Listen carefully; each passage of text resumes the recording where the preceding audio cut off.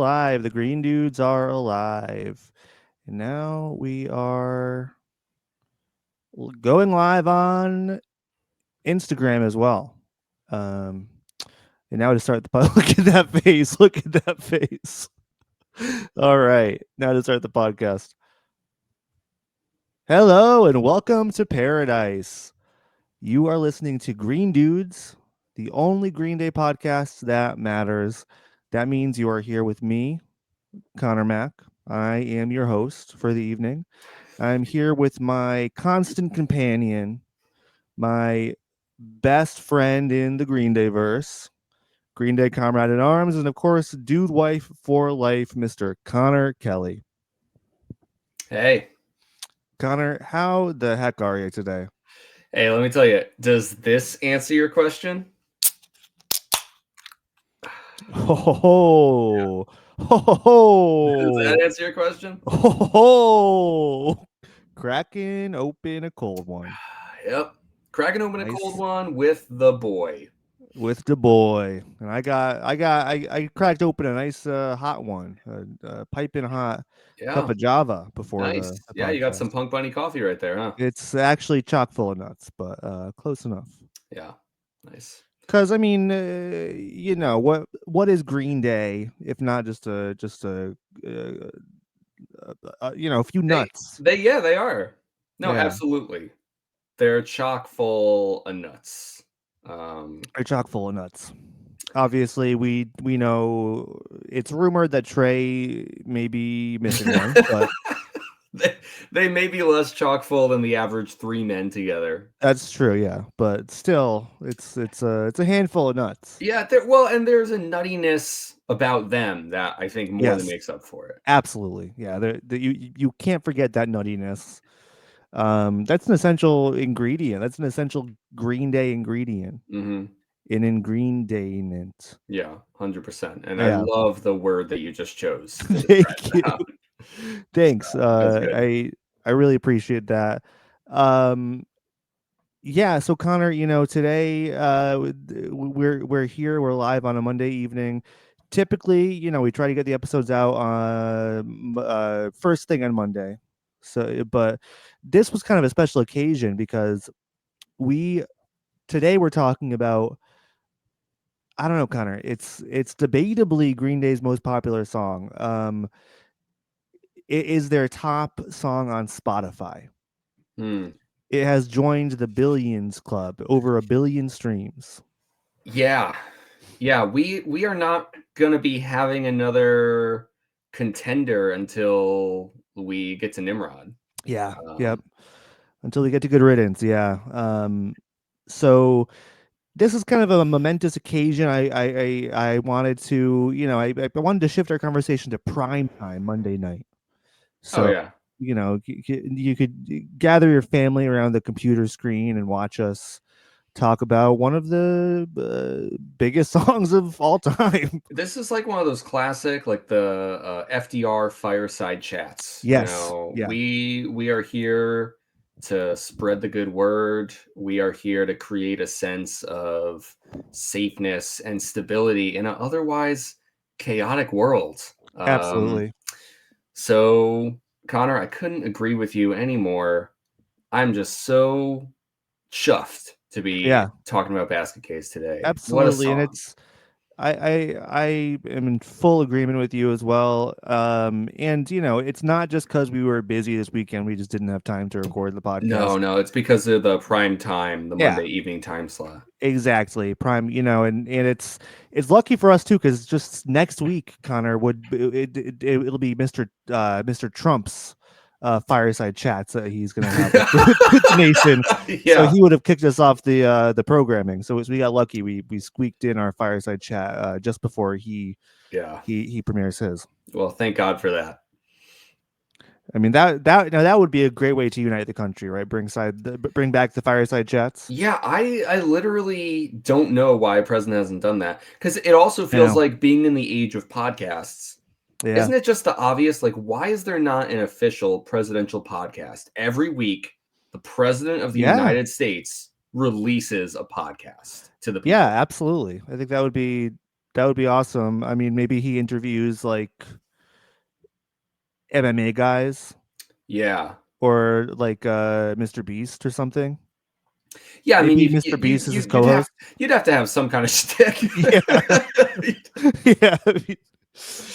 Yeah. Or maybe like Joe Rogan is his co-host or something. Right. You Yeah. know. Well, I mean, if Trump was going to start it, he kind of already has a co-host with Elon. So That's a they're great sort of point. like Yeah. the Yeah.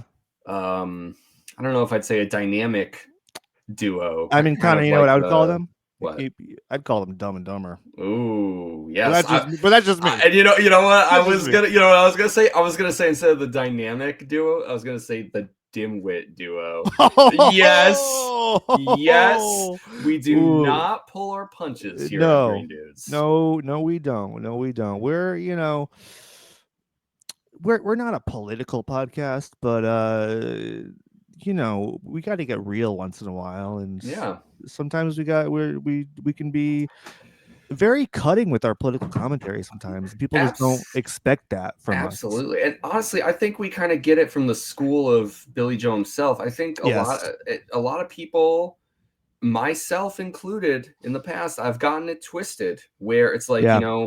it's easy to think of Green Day in the modern age as a political band at times, and like Yes. and Yes. and musically kind of like focused on politics in some aspects, right? And yet it's just, Billy is always writing about life and like Mhm. capturing like a pastiche of the moment, the zeitgeist, Yeah. Yeah. and there just have been times where a strong focus on politics had to be a part of that, you That's know true. Yeah. And I mean, yeah, that is similar with us. We podcast about life. To us, life is about Green Day. Right. Green So Day is life. Yeah. Green Day is life. Life is Green Day. So of course, once in a while we'll get into the politics a little bit.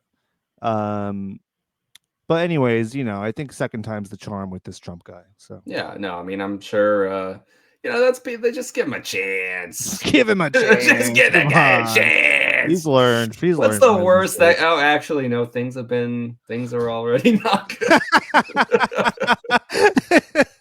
Oh god. Oh, well. Okay. Anyways, moving on. Yeah, this is this all jokes aside. All jokes aside, This is a political podcast. this is a political podcast actually. No, this is a big song, so I mean, usually we do banter for like sometimes the first 20 minutes of the episode or something Yeah, like that, which is a lot. We which shouldn't is a do lot. that. People haven't complained, but You just know they don't like it. well, no, I think they kind of, the idea is we lure them in with the Green Day shtick, but we get them to fall in love with us and stick around for us. That's kind of 20 minutes, that was kind of a lot. 20 minutes is kind of a lot. It's kind of a lot. And so today, I think we're gonna jump into the good stuff a little bit earlier because we're in prime. We are doing this for a primetime audience, It's the Connor. prime time slot. Yeah, we can't fuck around. We can't curse in prime time, so I might that was just bleeped. Yeah, If right. you heard that was bleeped. So I did want to start with some other Green Day related news. Okay. I'm not sure if you were aware of this, but just recently, I think last week, Rolling Stone released the best albums of the best albums of the 21st century. The best 250 albums of the 21st century. Mhm. So this list, I was I was very curious what was included, obviously. Scouring for any Green Day on the list.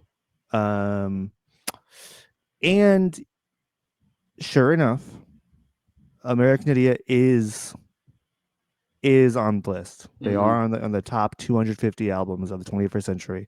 Do you want to guess what they placed? Yeah. It's funny because with lists like these, I think there's always a lot of recency bias on them, and you know, if I don't know, I've not looked at this list, but I wouldn't be surprised if definitely some more recent albums are closer to like the top 20, top 10, things like that. I would say that on this list, Rolling Stone, Green Day's American Idiot is somewhere between like 80 and 70. Wow, wow. That I mean, you're very close. They came in at number 68. Oh, okay. American Idiot 68. And now, I mean, in my eyes, just right away, I'm thinking like that's way too high. This, I mean, I'm not gonna lie here. Hmm. I think Rolling Stone should think that it should be in the top 10 at least. This is Yeah. Rolling Stone. Yeah. I mean, if it was my personal top albums of the 21st century, it would be number one. Hmm. Obviously. So I'm cutting them some slack. I'm saying, okay, Rolling Stone, they're like a serious publication. They're not. I mean, they are historically Green Day fans. They've given Hmm. Green Day a lot of coverage and have loved Green Day Hmm. mostly. Um, so I was a little bit like shocked that we got number 68 here, and I only got more angry as I looked at this further. So, and again, this is not. I'm not like trying to shit talk these other artists at all. Hmm. I'm sure they're We're great. just comparing, you We're know. just comparing, and they're just not as important as Green Day. Hmm. So, Connor, Lil Yachty. Lil, maybe I don't even. I'm sure. I'm I sure don't, Lil Yachty is on here I don't know somewhere. what you're gonna ask me. I'm Um, just saying words. this list is it's a disgrace. It's a downright disgrace. Yeah. And I without a hint of irony, I say that because Connor, guess what's number 67? You won't be able to guess what but just try. What is number 67? Uh, I don't even get a hint, or like, how would Um I know what comes next? just a wild guess, Um, but can't I be Lil Yachty. it can't. Okay, gotcha. 'Cause I was gonna say that's kind of. I already did take a shot in the dark there. Um, Black Eyed Peas. Good guess, but and I mean, even if it was like a Black Eyed Peas album, I might be like a little happier. I don't know, but Connor, no. Number 67 is Harry's House by Harry Styles. Yeah, no, I wasn't gonna guess that. Harry's House beats American Idiot for the best albums of the 21st century. Like, it's just so baffling to me. I mean, I'm not in the pop zeitgeist or Yeah. that world really at all, but it just, does that track? I mean, if you just think about impact Yeah. for when these two respective records came out, the answer is no, not at all. Yeah. Because American Idiot created the moment. And Harry's House, I think that he was just like renting. Like, this was like an Airbnb, It's an that someone Airbnb. just Yes. stayed in for a couple of weeks and then left. Exactly. And they got charged with a cleaning fee. Yeah. And it is kind of funny because, obviously we're talking about a Rolling Stone publication here. Rolling Stone, where does that name come from? Well, historically they're more focused on rock, Rock and but roll. The musical landscape has shifted in many ways, and pop music, well, there's always been pop music. What's that short for? Popular. Poppin'. Okay. Poppin'. But it does kind of feel like there's, things are a little skewed. Yeah. Things are a little skewed. And Connor, you and I, we like pop music. Yeah, We do. absolutely. Yeah. I mean, I am not a rock and roll purist. I'm I'm pop optimistic. I'm Mm. pop positive, Yeah. And like even so the album that's 69, so just right under Green Day, is Phoebe Bridgers' Punisher. And like that was a huge album when it came out in 2020. So like I kind of, even though like I don't think that had the impact that American Idiot did, or close to it, like I get You respect it. I respect it. I respect it because I think it was an important album culturally. But Harry's House, I just don't. Is it possible that you're out of the loop, Connor? Is it possible that there's something important within Harry's House that you Yeah. just haven't opened yourself up to? Well, Have I you listened to haven't. Harry's House? I haven't listened to it. No, I haven't listened to it. Have you? I have not. But there is the remote possibility that you will listen to Harry's House and then go, you know what? This is better than American Idiot. It could happen. I mean, I So this is a tough one. We joke around a lot in this podcast, but this is a tough one to joke about. That's a tough one. That's a tough pill for me to swallow. Okay. We have Polar Knights in the chat. They ask, is this a Taylor Swift fan stream? Ooh, well, we already talked about Donald Trump, so We did. Yeah, we that's the other piece of the puzzle. we could talk about Taylor Swift. I don't fan is a big word, but Yeah. I think like almost like chroniclers in a way. I like to think that Yeah. we have our eyes on the powder keg of America, and Taylor Swift is a real player in that game. That's Yeah, what I she's think. at one side, Trump is at the other side. In the middle is just disaster. Harry Styles. Harry Styles. That's in the middle is Harry's house. Yeah, that's That's where he right. lives. Yes. That's where he lives. I'm willing to bet that there's got to be some Taylor Swift albums within the top 20, if not the top 10. I mean, Yeah, so I'm certain that what was like her folky kind of album, Evermore, I think or that was Evermore, yeah. Do you want me I feel to like that's read to probably on you there. do you want me to read to you what the top 10 is? Sure, this isn't really Okay. Green Day related anymore, but sure, And let's do it. then also what pisses me off, and again, 41, Connor, is the Chapel Roan album. So like the recency bias is real. Chapel Roan is 100%. huge. Yeah. Chapel Roan is huge. Very popular. Mhm. I like her songs. But it's like, what? 41? Yeah. And we know, like, when this list inevitably gets remade in 10 years, 20 years, there's Yeah. always going to, things are going to be shaken up and rearranged. And I think that as we get further away from this century, I think that American Idiot will climb further and further towards the top of this list. Because I think it's an album with real staying power, and an album that really did define in a lot of ways the era in which it came out. So Yeah, absolutely. And I mean, just I'm getting to the to the top 10. 24 is David Bowie's Black Star, which is that's a very good ranking. Yeah. So all the albums I like, I'm saying that's good that it's right. I agree with that. I agree with that one. 19, Bob Dylan's Love and Theft. Who the fuck has ever heard of that record? Bob Dylan fans. Yeah, but that's not like an important record, Yeah, I mean, Bob come Dylan on. might even agree with you. Yeah, yeah. Okay, so let's see. We're top 10 here. Okay, number 10, The Strokes, Is This It?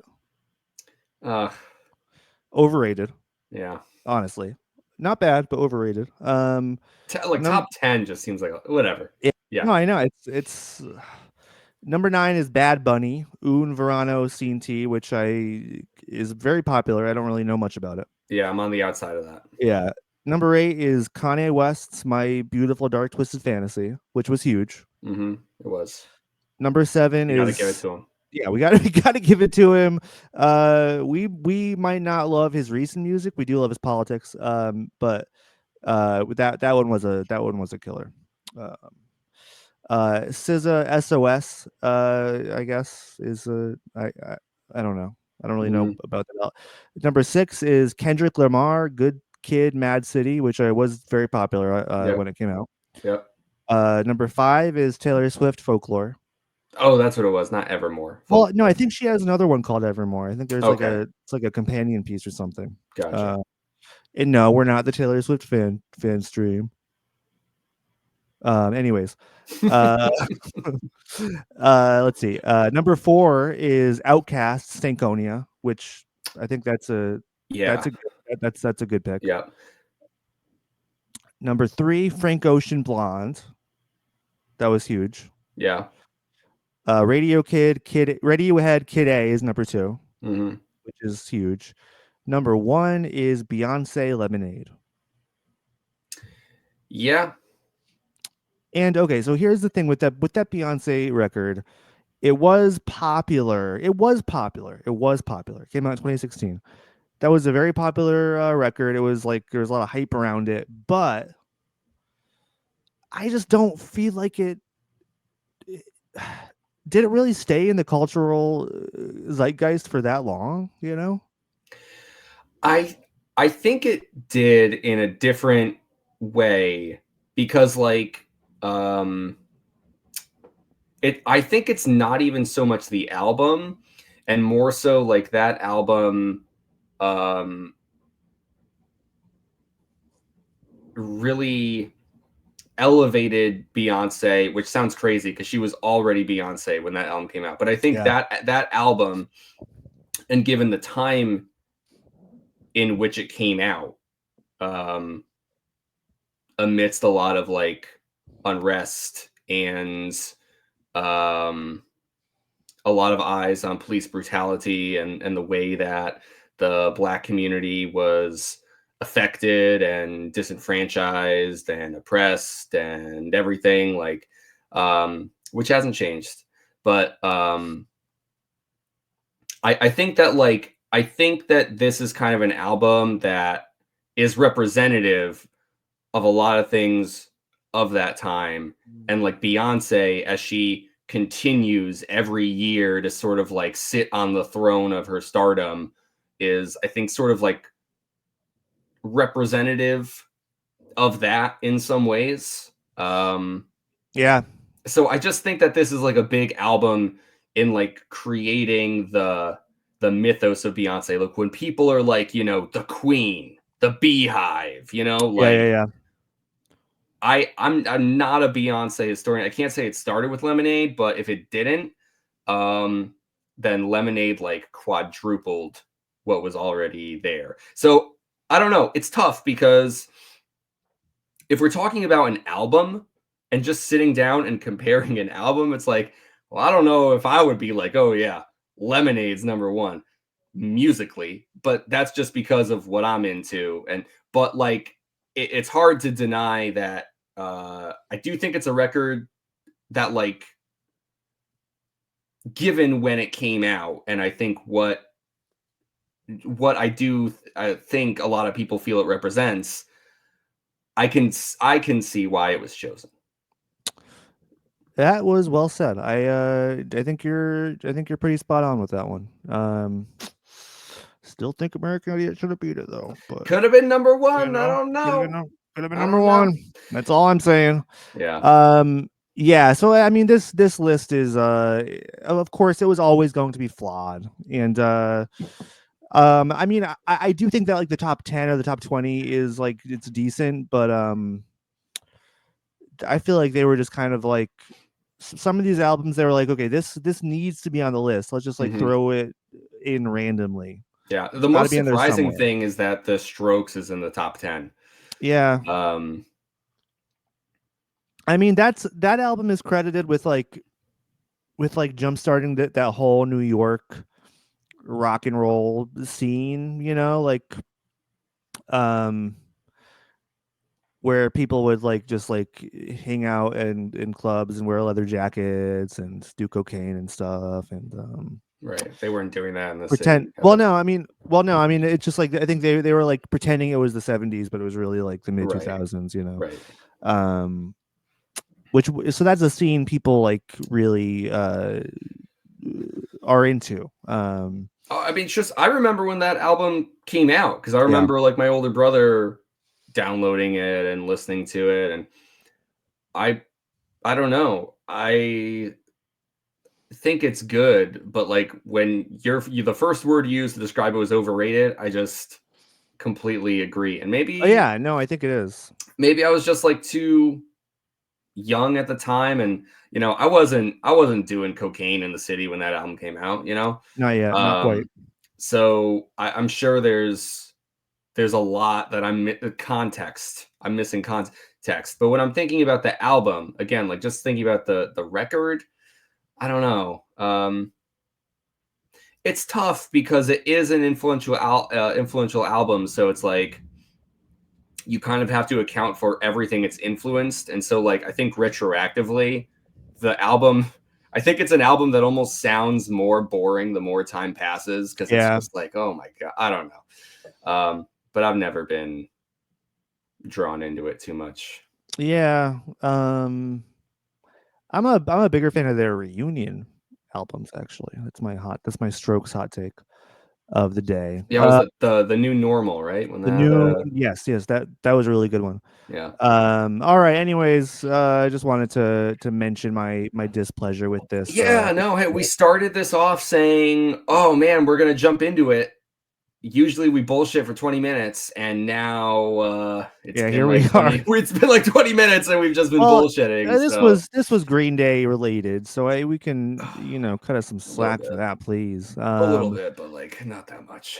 Oh yeah, I mean, so from talking about a scene where people were doing cocaine in the bathroom, wearing leather jackets, to, a scene where, people were doing crystal meth and then wearing stripes t-shirts and Dickies and Converse or whatever. Yeah. Jumping into the 90s where Green Day put out a little song called Basket Case. Wow. Basket Case. What a song. It was released on August 1st, 1994, as the second single from the band's third studio album, Dookie. The song spent 5 weeks at the top of the US Billboard Alternative Songs chart and even garnered a Grammy Award nomination in the category for Best Rock Vocal Performance by a Duo or Group. It did not win. Oh, and actually, funny enough, do you want to guess where Basket Case was ranked in Rolling Stone's list of the 500 greatest songs of all time? Yeah, sure. All right, I'm gonna say number 209. Ooh, that's a good guess. No, it's number 150, Okay. which is kind of that's higher than I would have guessed too, actually. Yeah. Um, so yeah, I props to Rolling Stone for that. I take everything I said about Rolling Stone back. They're all Yeah, right. They're all we right love in you. my We eyes. love you guys. We They're love you okay. guys. Everyone makes mistakes. It's okay. Yeah. Now, I think this is a big one. I know we kind of mentioned before there being a few Green Day songs we kind of knew before really knowing Green Day. For me, the Good Riddance is the big one.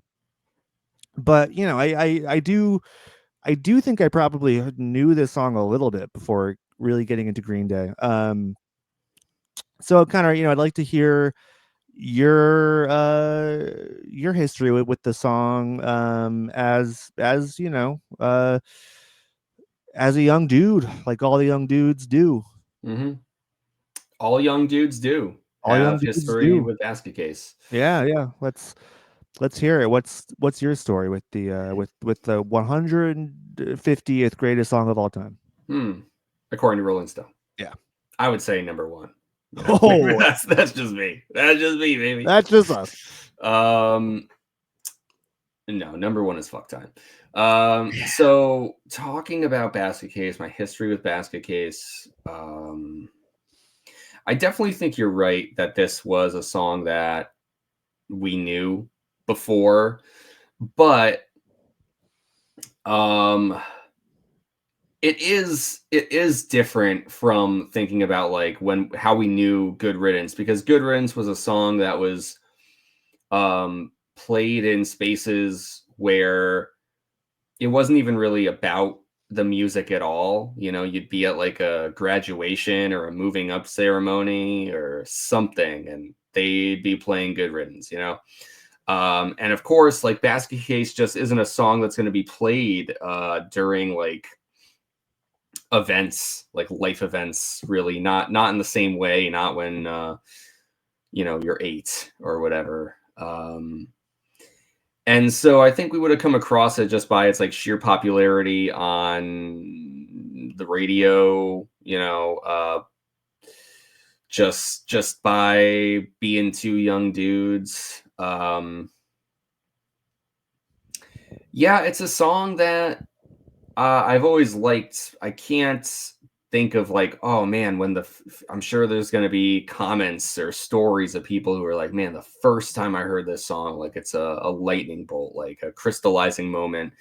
Um, I don't know about when I first came into contact with this song, but it does have an energy about it that it's like obvious why this song was chosen to be a single. It's obvious why this song blew up the way that it did.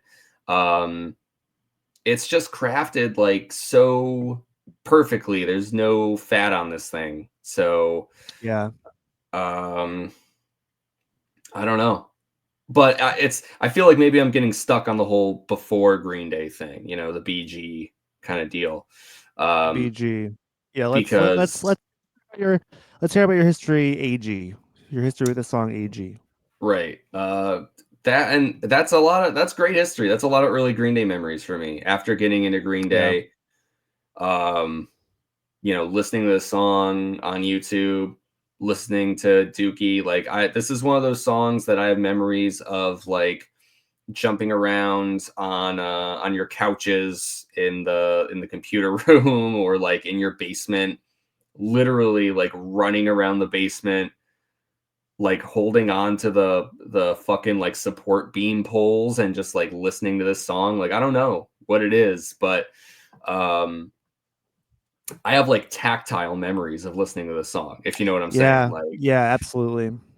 um just because this was a song that would like get us hyped up, you know, and it's just such a infectious and fun song to listen to when you're young, when an early Green Day fan getting into Green Day, it feels like there's such like a power in listening to the song.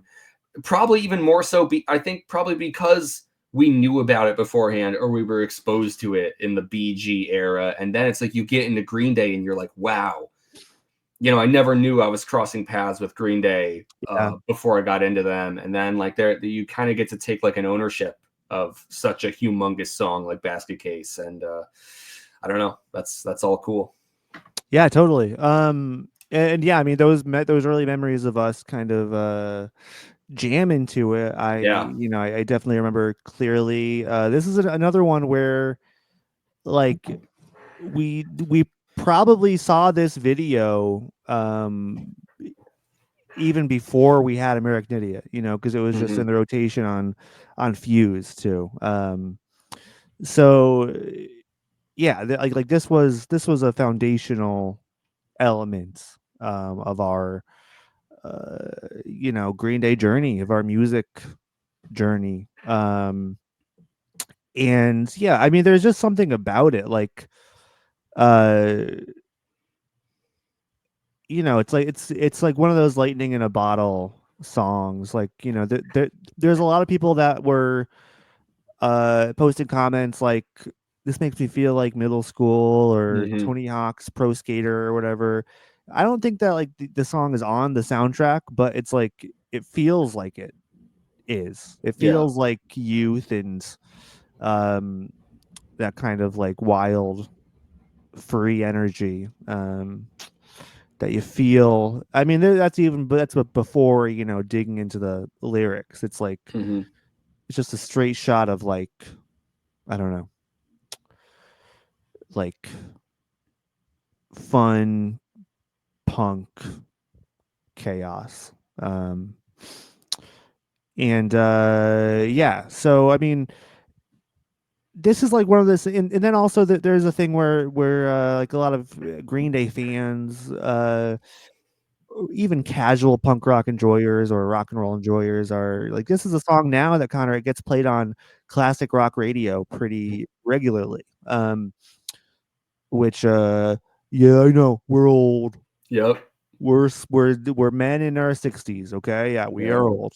Um, but yeah, so it gets played on classic rock radio now, and a common element that I've seen people voice just over the last couple decades is like, yeah, this song is overplayed. I hear it all the time. Hmm. It's overrated. People don't really call it overrated. They just moan about how often it's played, and and even actually kind of Billy Joe himself has voiced some of these things. Another through Yeah. line when I'm Sometimes while playing it. sometimes while playing it, I'm gonna bring up now the infamous iHeartRadio incident in Las Vegas in 2012, where Billy Joe he stopped playing Basket Case mid song and said, fuck this shit. I don't want to play Basket Case again. I want to play a new song. Um, and he was quite inebriated at the time. But that does show there is some frustration there. Being tied to this song that's like bigger than you, and being expected to play it every show. I think we are kind of at the point now where I feel like they have kind of come out on the other side of that in a lot of ways. Um, but yeah, I mean, there is like a bit of it's like so big that that it's I don't know. It's hard to appreciate just how great it is because it's just been in our lives in a big Yeah. way for so long. And there's other Green Day songs I feel that way about too, Yeah, where it's like they, and especially because they've been overplayed. Like talking about American Idiot, um, the I, Boulevard is a big one for me. I was gonna say "Wake Me Up When September Ends." Okay, yeah, yeah, Um, that's a song like it. Just listening to it as a song sometimes feels like so tedious. yeah, And then I heard him play it live in New York City, yeah, in a stadium, and there's moments that remind you why those songs got as big as they are. That absolutely. sometimes it's kind of sad that it feels like the song gets like lost in its own legacy. Basket Case is a great song. Wake Me Up When September Ends is a great song, but when something just becomes like so ubiquitous, it dilutes that. Some of what makes that song feel great is like lost, and yeah, I can't imagine having to be the ones to play it for sure. I know. Yeah, yeah. I mean, so that kind of does lead us to the present day now. Talking about Basket Case here, obviously, Connor. You and I, we saw Dookie in its entirety twice this year. Obviously, we heard Basket Case during those performances. G- how do you feel about the song these days? How does it resonate to you, at your old age of 62? Hmm. It is a song that I love, and even though I recognize it's overplayed, I can't say Basket Case feels overplayed to me personally. I do think that Basket Case is pretty close to a perfect song, which doesn't mean it's the best song of the century. Doesn't mean I'd really put it at number one.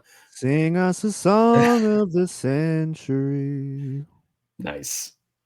Yeah, Um, you're welcome, everyone. yeah, I know I know that you were all thinking it. it was lovely. It was lovely. Thank you. Um, but it does feel like an example of a song that just like makes no mistakes. Like there's no way to improve Basket Case. Yeah. There's nothing you could change about it where you'd be like, oh yeah, I think that might actually give the song a bit more juice. It's like there's no room left to tweak or change anything. So sometimes I'm still kind of in awe listening to it. It feels like, this is kind of a term that's thrown around a lot, but like listening to it and re-listening to it, and it sort of feels like a master class in like how to make a perfect rock song Yeah. or pop punk song or Yep. whatever you want to label it.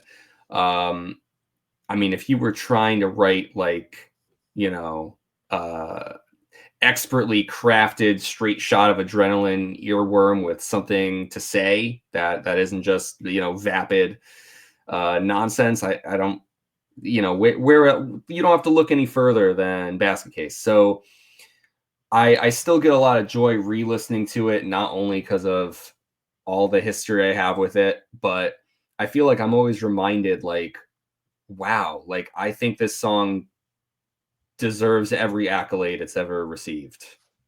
Absolutely. Yeah. And I mean, you may know Rivers Cuomo of Weezer fame. Mm-hmm. He Oh, I know him. notably he in the mid 90s, after the failure of Pinkerton, he like went into hiding and uh tried to figure out how to like scientifically create the like the how to craft a perfect pop song. And I'm pretty sure Basket Case was one of the templates that he was studying. Mm. Because you're absolutely right. It is like it's potent. It is a perfectly crafted alternative rock song or pop punk song or punk song. It's just there's no notes. So that was in his stew of Nirvana, Green Day, Smashing Pumpkins songs he was studying. The man is still on that journey to this day. I think that's a journey he will be on until the end. And I love him for it. I love him for it. Um, yeah. So no, but you're right. It's a song. I mean, it's honestly, it's kind of a song like that as a songwriter myself, not to toot my own horn. But uh it's kind of like a marvel. I mean, kind of, like you've written songs, Connor. We've written I songs have. together. We We've, have. Both are true. that fucking like that Twitter meme where it's like, oh yeah, my dad was a special effects designer on like this movie from the 80s, and I asked him how they did this sequence, and Oh, he right. says And they don't know how to do it they don't know how to do it anymore. anymore. Yeah, yes. That's how I feel about Basket Case. Like, as a songwriter, like, we don't know how to do it anymore. We can't do it Yeah. anymore. Yeah. We don't have the material. Mm-hmm. It's just you can't reproduce it. You can't. And so I do marvel at it. Connor, now, and then obviously there's the whole thing where it's like it's like just timed so right. Like, would this song be a hit in any era except for the 90s? Like, would it be written in any era except for the 90s? I don't Right. know. I don't know. So just diving into the song itself a little bit. We do talk about Green Day's intros, and their formulas behind the intros, what they like to do commonly. And this is another one that they've done this with, like, Who Wrote Holden Caulfield and maybe other songs where it starts out with guitar and vocals. Mm-hmm. The only difference is, like, this is like a palm muting masterclass. Yeah. It's if somebody asks me, like, what's so great about palm muting, Yeah. this is the song I point them to. I mean, there's no other challenger there. So I guess we can just start with that. The guitar here. What are your feelings as a guitar player, as a Green Day fan? On yeah, what are your feelings on Billy's guitar performance here? It is great. We've talked about the guitar tone on Dookie being really excellent, and there's kind of like We talked about that on Kerplunk too. There's sort of like the two schools of like guitar tones, and I feel like Kerplunk and Dookie almost represent like their own uniquely perfect kind of guitar tone. But it's Yeah. like, what better example of like the perfect Dookie guitar tone is there than the beginning of Hmm. Basket Case? Yes. It's yeah, no, I mean it, man. It's hard to even like add on to that because it speaks for itself, you know. And in terms of like the palm muting, yeah, like I'm always just um sucked into like the clarity of it. Like I love um I don't know, just hearing like the I don't know, like those downstrokes, you know, like Yeah. just Yeah. hearing like those parts where like something is emphasized or you know, like a little moment, a little like tiny pocket where you know he hasn't started the next line yet or something. You get like a dun, dun, dun, dun, you know, like it's just it's something that feels like it's like burned into my blood. Yeah. Very much so. Yeah, it's all downstrokes for the verses, the palm muting, and it's very precise. Like it's there are so many, yeah, like subtle like subtle intonations and like weird little flicks he does with the with his wrist. It's I mean it's I don't know.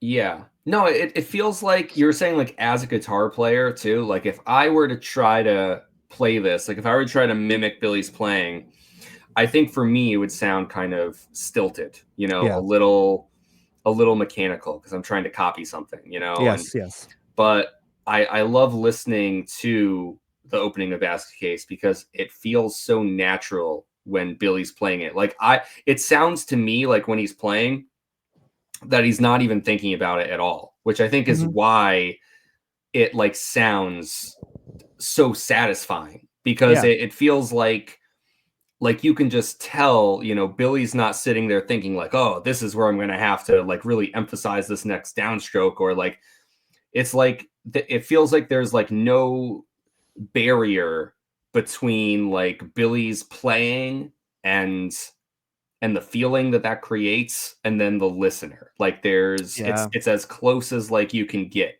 between those two things.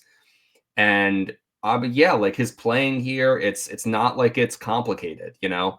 Um it's one of the easiest things you could do if you pick up a guitar, but it's the way that he does it and it's the way that it feels like so natural and innate to him that I think makes it like feel as effective as it does.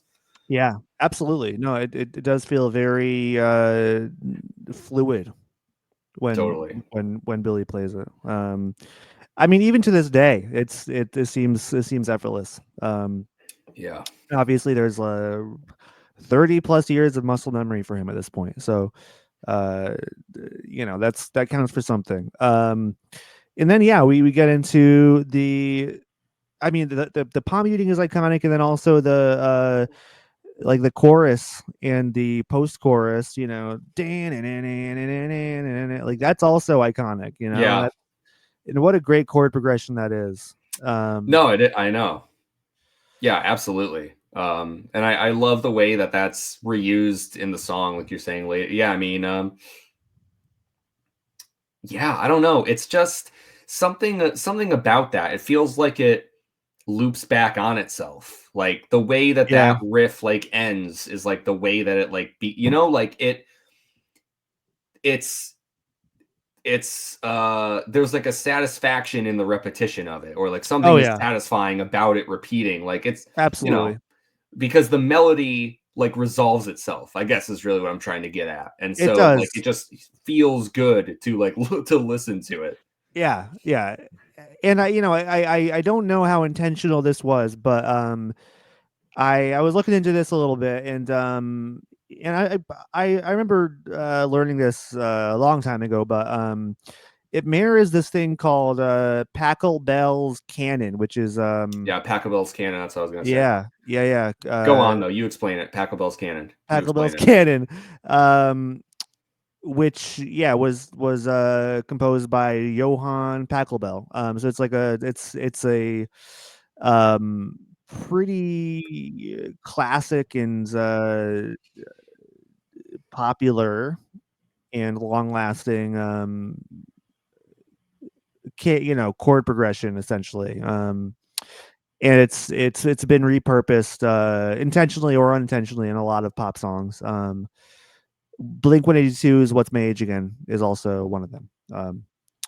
So it's just kind of funny. It's I don't think it's intentional at all, but I think it just boils down to like I mean I think I've even written songs that mimic it unintentionally because it just it's like a very satisfying chord progression to play. It just like feels really good and sounds. Mhm. It just it's there's something about it that just like really makes you happy or feel satiated. Yeah. Yeah. No, I'm sure it's something that, like, musically people are just going to continue to stumble upon. Like, it's cool that you can attribute it to someone, but it's like, it seems like obvious that there must have been however many thousands of people before old Pachelbel Oh yeah, who were doing the same thing. yeah, He just attached his name to it there. yeah. I that's why I've always been kind of suspect about old Johann Pachelbel. I was, Hmm. I think he's kind of a grifter, but that's Yeah. The just my only opinion. Johann that I recognize is Sebastian Bach. Johann Sorry. Sebastian Bach, yes, absolutely. Um, and his son Sebastian Bach from the band's Skid Row. You know that guy, right? He was in all the VH1 I Love the 80s and Oh yeah, yeah. yeah. You're talking about Michael Ian Black, right? No. Oh, Close enough. okay, Close enough. okay. Well, I don't know. I love the '80s, so I don't know what to tell you. Think of Michael Ian Black, but with like long blonde hair I know him. and a Got raspy it. voice. Got it. Yep. Nope. You Got it. you know the guy. Got it. You I know the got guy. it now. I got it Um, now. I can imagine that. so Basket Case is it's cool because it's an extended intro with just Billy and the guitar playing and we get a little bit of like Trey hitting the hi-hat or Mike doing a little flourish with the bass, but it really fucking builds it like once the first verse is ended, it's fucking all aboard. Mm-hmm. Mm-hmm. um they're firing on all cylinders. The band comes in, Mike and Trey just fucking rip into it. And I we're calling everything iconic tonight because it is. Mm-hmm.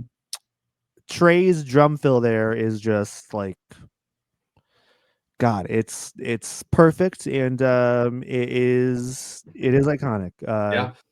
Kind of let's talk a bit about Trey's drum performance here. It is if not the pinnacle, it is It's close. iconic. It's It's iconic. iconic. It's the pinnacle. It's the iconic pinnacle. What else can you say? It's the Uh, iconic pinnacle. yeah. That talking about the hi hats there in the beginning. I mean, everyone gets like a little moment. We're gonna talk about Mike's little moment at the beginning Yes. too. Yes. But I really do love just like the delicacy of uh Trey's playing there in the beginning. Just like this gradual but like still sharp build up. It's not subtle. It's just it comes in these pieces and it's like assembling itself as the song kind of goes through. And then like you're saying, it really all comes to a head. And this is kind of the old bag of tricks that Green Day has been coming back to many a time where after kind of like that initial introduction, it's like, okay, then everybody kicks in. Then the Yeah. whole song Yeah. explodes. But the thing is that it feels like Basket Case is just the most refined and um I don't know, effective, compelling example of that. Like it almost feels like every other example that you could point to before Basket Case, it just feels like it was there in order for Basket Case to be created. Like they had Yeah, to write 20 other fucking songs doing that shit before they like knew how to do it perfectly, you know? I think you're right. I think this is them perfecting that formula. And I mean, not that they don't do it to great effect before Basket Case and after Basket Case, because they do, but Yeah. this is the perfected version, and I don't think that they would disagree with that necessarily. It's yeah, it's just really it's done very well Yeah. on from all sides. And yeah, I mean Trey has so much fun throughout, just like with fills and Yes.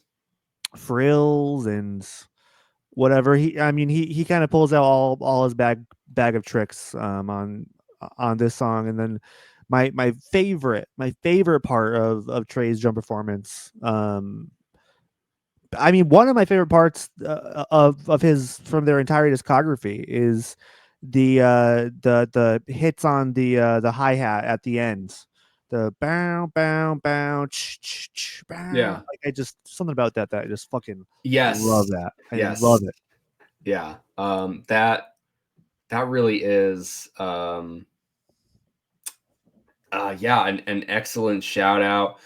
Um man, I don't know. And then like he has these moments too where so much of his playing, this is kind of similar to what you're mentioning, but like throughout the song, there's moments where so much of his playing feels like it's constantly like rolling all across the whole kit, and he's doing these really big energetic fills.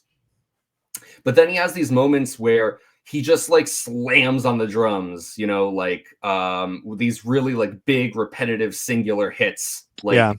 yeah, And I feel like that contrast there between feeling like he's everywhere at once and then like really just emphasizing like this certain moment of like boom, boom, boom, really feel like there's like so much strength um, behind his playing there. So yeah, absolutely.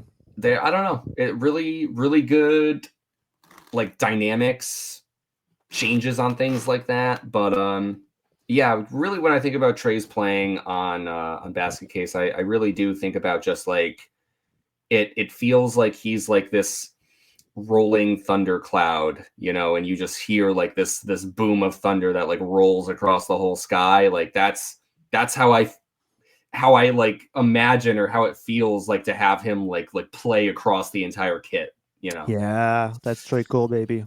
Absolutely. Yes. Um, Now we go to the bass man, the bassmeister general, Mr. Michael Durnt.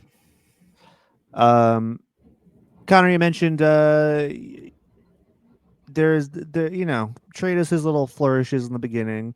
Mike's like, I want to get on. I want some of that action too. Yeah. Wants to hop on the Flourish train. Wants to hop on the flourish train. Um, yeah, this is a great example of like Mike.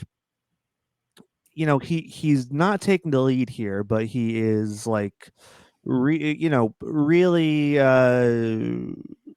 really adding to the song like a unique way, because this the song wouldn't be the same without Mike's bass playing.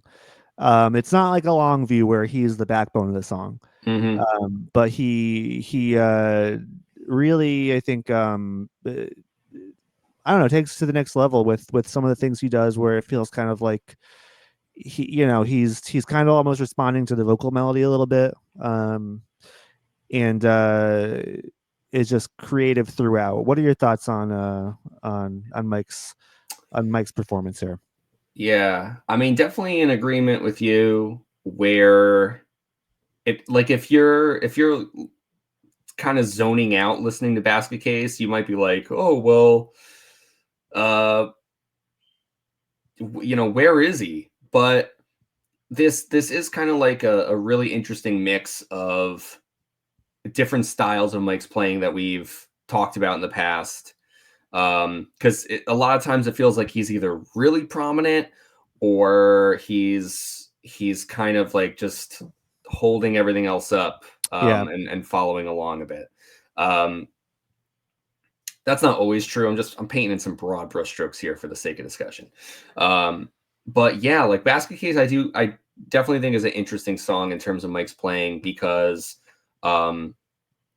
he has these like flourishes and moments where it feels like his bass kind of jumps out, and it kind of has this it feels like a jab sort of effect where you're waiting around, and then you throw like one quick, one of these, Yeah. call that a jab. you know A jab.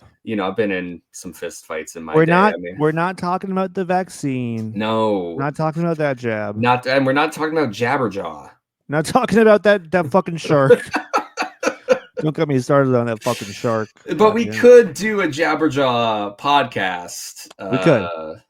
Would be called Jabber. jabbering about Jabberjaw. Yes, Jabber and Jaws. There we Jabber go. and Jaws. There we go. We did it. We'll come back to that one of these days. But yeah, I mean, in the beginning is a really, really easy moment to call out just after the first verse and just before the chorus, that brief instrumental pocket where he plays that. And even in the music video, they show him play that because it's like, you gotta show Mike play that fucking thing. Like he owns that moment.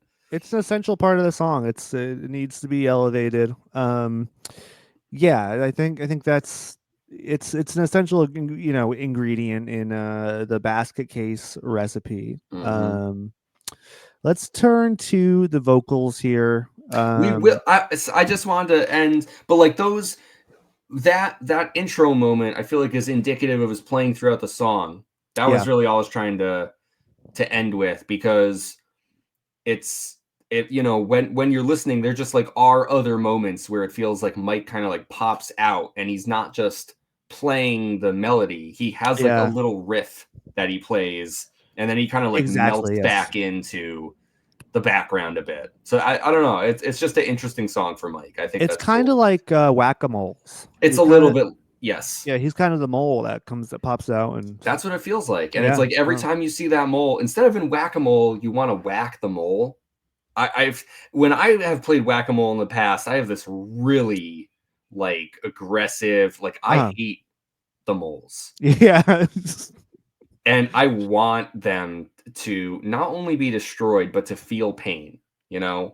I don't want it to be easy and clean. I want it to be bad. You want to be the cause of that pain. Yes, right. And I want to be the sole instigator of this specific mole suffering. The only reason I'm bringing that up in your Whack-A-Mole analogy is because I love Mike Dirnt, and I would never, I think. No, we wouldn't whack Mike Dirnt. No. His playing is excellent here. So good stuff. Let's get to the vocals. Now I'm yes. So moving on to the vocals here. It's just I mean, I think it's another locked in performance from Billie Joe. Crack open another brewski. Cracking open another. It's I mean, it really sounds like Billie Joe is moving kind of in the music video. We'll talk about the music video briefly in a minute. We're getting to it. We're getting to it, but the way he moves on stage in the 90s, very frantically, very spastically. Yes. I feel like the energy comes across very well in the vocal performance here. Like the song is about anxiety, and I feel like you can hear that kind of adrenaline running through Billy in this performance. Yes. Yeah, and this is one of those songs too where I don't know, like sometimes I question what is maybe innate or obvious about these songs and what is just like sort of the almost invisible embodiment of like Green Day history within us, where maybe things aren't as clear as I imagine. But the reason I'm prefacing that is because like with other songs, um, you know, like when we were talking about having a blast or something, we were like, well, this is probably coming from maybe a real place within Billy, but also we recognize that Billy's singing from like the perspective of a character at the same time. And with Basket Case, I've never thought that to be the case. This To feels be the like a basket case. song that's just, Billy. And again, I get that there's some assumptions made in that, but I'm only throwing it out there because like when you're talking about Billy's performance, there is sort of like a character and a stage persona that like he embodies during this time, but like I don't know, it all feels like there's a truth to it, you Yeah. know? Mhm. Um and I think with a song like Basket Case and Billy's performance, I think that some of what we're identifying here or dancing around a bit is like I think Basket Case is kind of like a vulnerable song. It really feels like it's Billy opening up rather than like writing about some other character and creating an outlet that way. Like Basket Case has always felt like very honest and true to Billy, I think, even though of Yeah. course he like exaggerates Sure. it. Mhm. But it's different from like creating that distance of like writing about it through a character, not yourself. Yeah.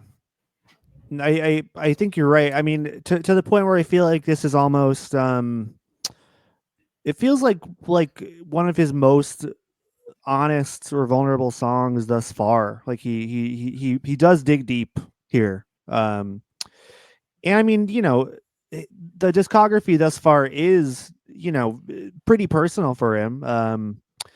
But this like really kind of gets to some of the things that he's like been tiptoeing around Yeah. lyrically, and we'll get into the lyrics. So I don't want to, but Yeah. it's a very honest song. Vocally, I also wanted to point out the harmonies here. Mhm. This is another great example of like when like Mike will come in just for like half of a line or something, and it just like really elevates the vocals and gives it that Green Day sound. Yeah. It's used to great effect here. And I don't know, it's kind of funny, obviously it's not a cappella, but that first verse, Mike does some harmonies where it's just Billy vocals, the guitar, and then Michael come in for just kind of feels like sweetening Mhm. the vocals a little bit. And so I love when it just feels so naked and kind of like they're just singing together with this one guitar behind them. Yeah. Those moments are my favorite. Yeah. Yeah, no, I think that's a great moment to point out. And another one that's always stood out to me vocally is well there's like sort of the vocal uh quirks or what we sometimes refer to as Billyisms in this song. Um and I just love the example of um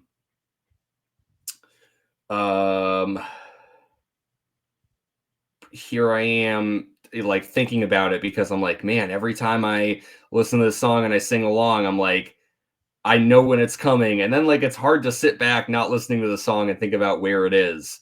But Billy has that one What is it like? Well, I mean, I think there's a few. There's like, yeah, yeah, yeah. Yeah, but uh Then I think there's a or ooh something like ooh that. Oh yeah, that oh yeah, no yeah, yeah. that's what I'm Yeah, thinking of. yeah, yeah. It's the ooh ooh that's the Yes, moment. yes.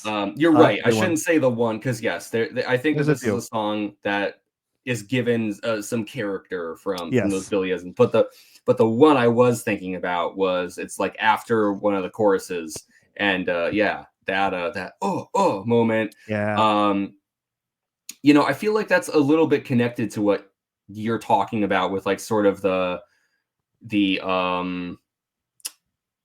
sort of like bugged out jittery sort of like Billy kind of thing where if it feels like Billy is sort of like this wiry barely contained ball of energy where like everything's sort of like he's like sometimes there's like this bizarre sort of like stiffness to Billy, but that's like part of the deal, and like everything else is like coming out of his eyes, moving all over, Yes. or like shaking his head in a weird way, or like he expresses himself in like in these bursts, and a lot of that is like very physical too. But when we're talking about how that connects to his vocal performance, something like just that moment of the like that's like a direct straight line to what we're talking about in his physicality. Like those things I feel like go hand in hand, and I really love that that's infused in the Basket Case in his singing. Yeah. Absolutely. Yeah. Yeah, no, that's a great point. It's yeah, it's an expression of his discontent in a fun way. Yeah. Um all right, so we will be diving into the music video right after these messages. Don't go anywhere.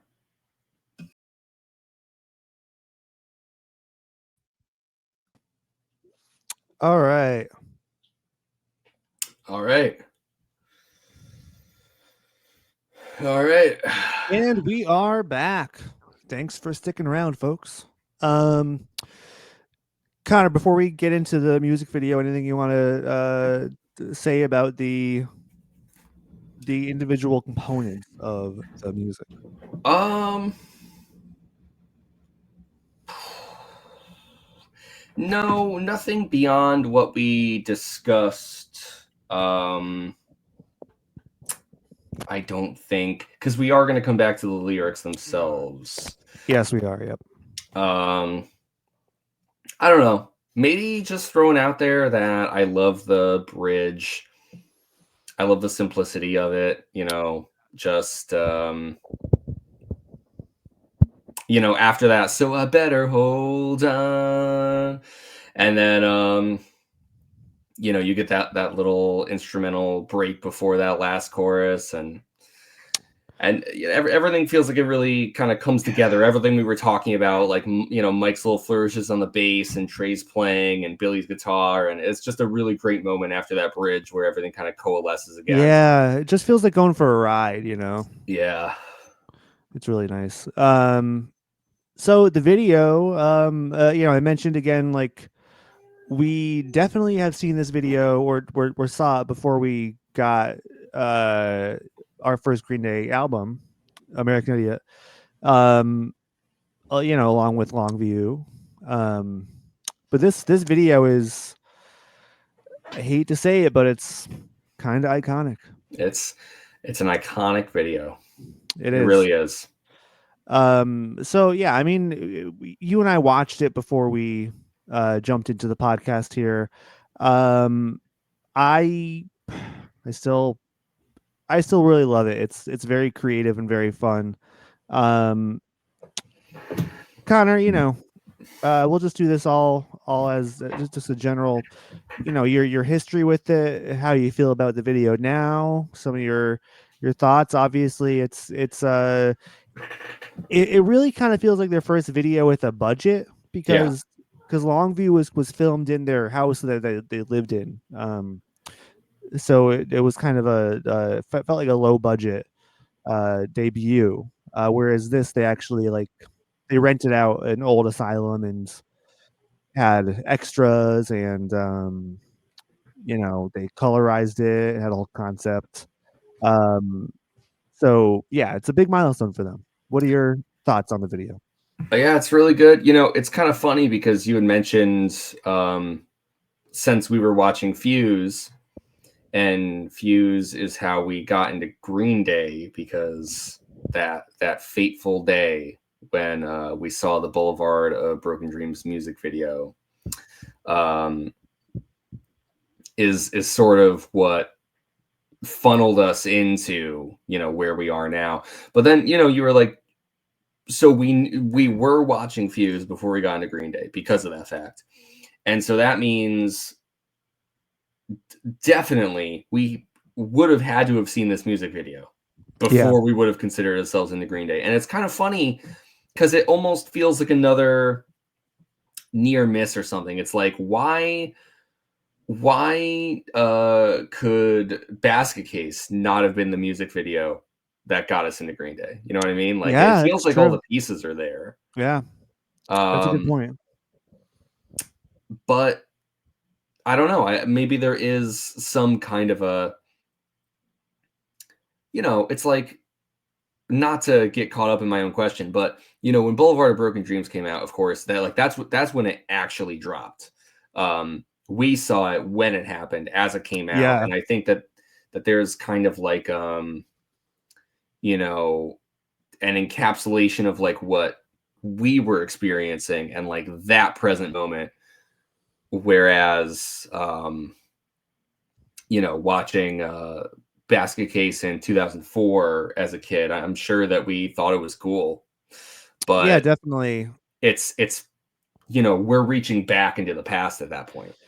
It's kind of funny because I do feel like in 2004, the 90s already felt like a long time ago to Yeah. us. I mean, we were kids, so it was like half a lifetime for us Hmm. in the past. And so I mean, I do think that there is an element of like, oh, Boulevard felt cool and modern and exciting, and Basket Case was cool, but it did feel like, oh yeah, this is definitely like not from this decade.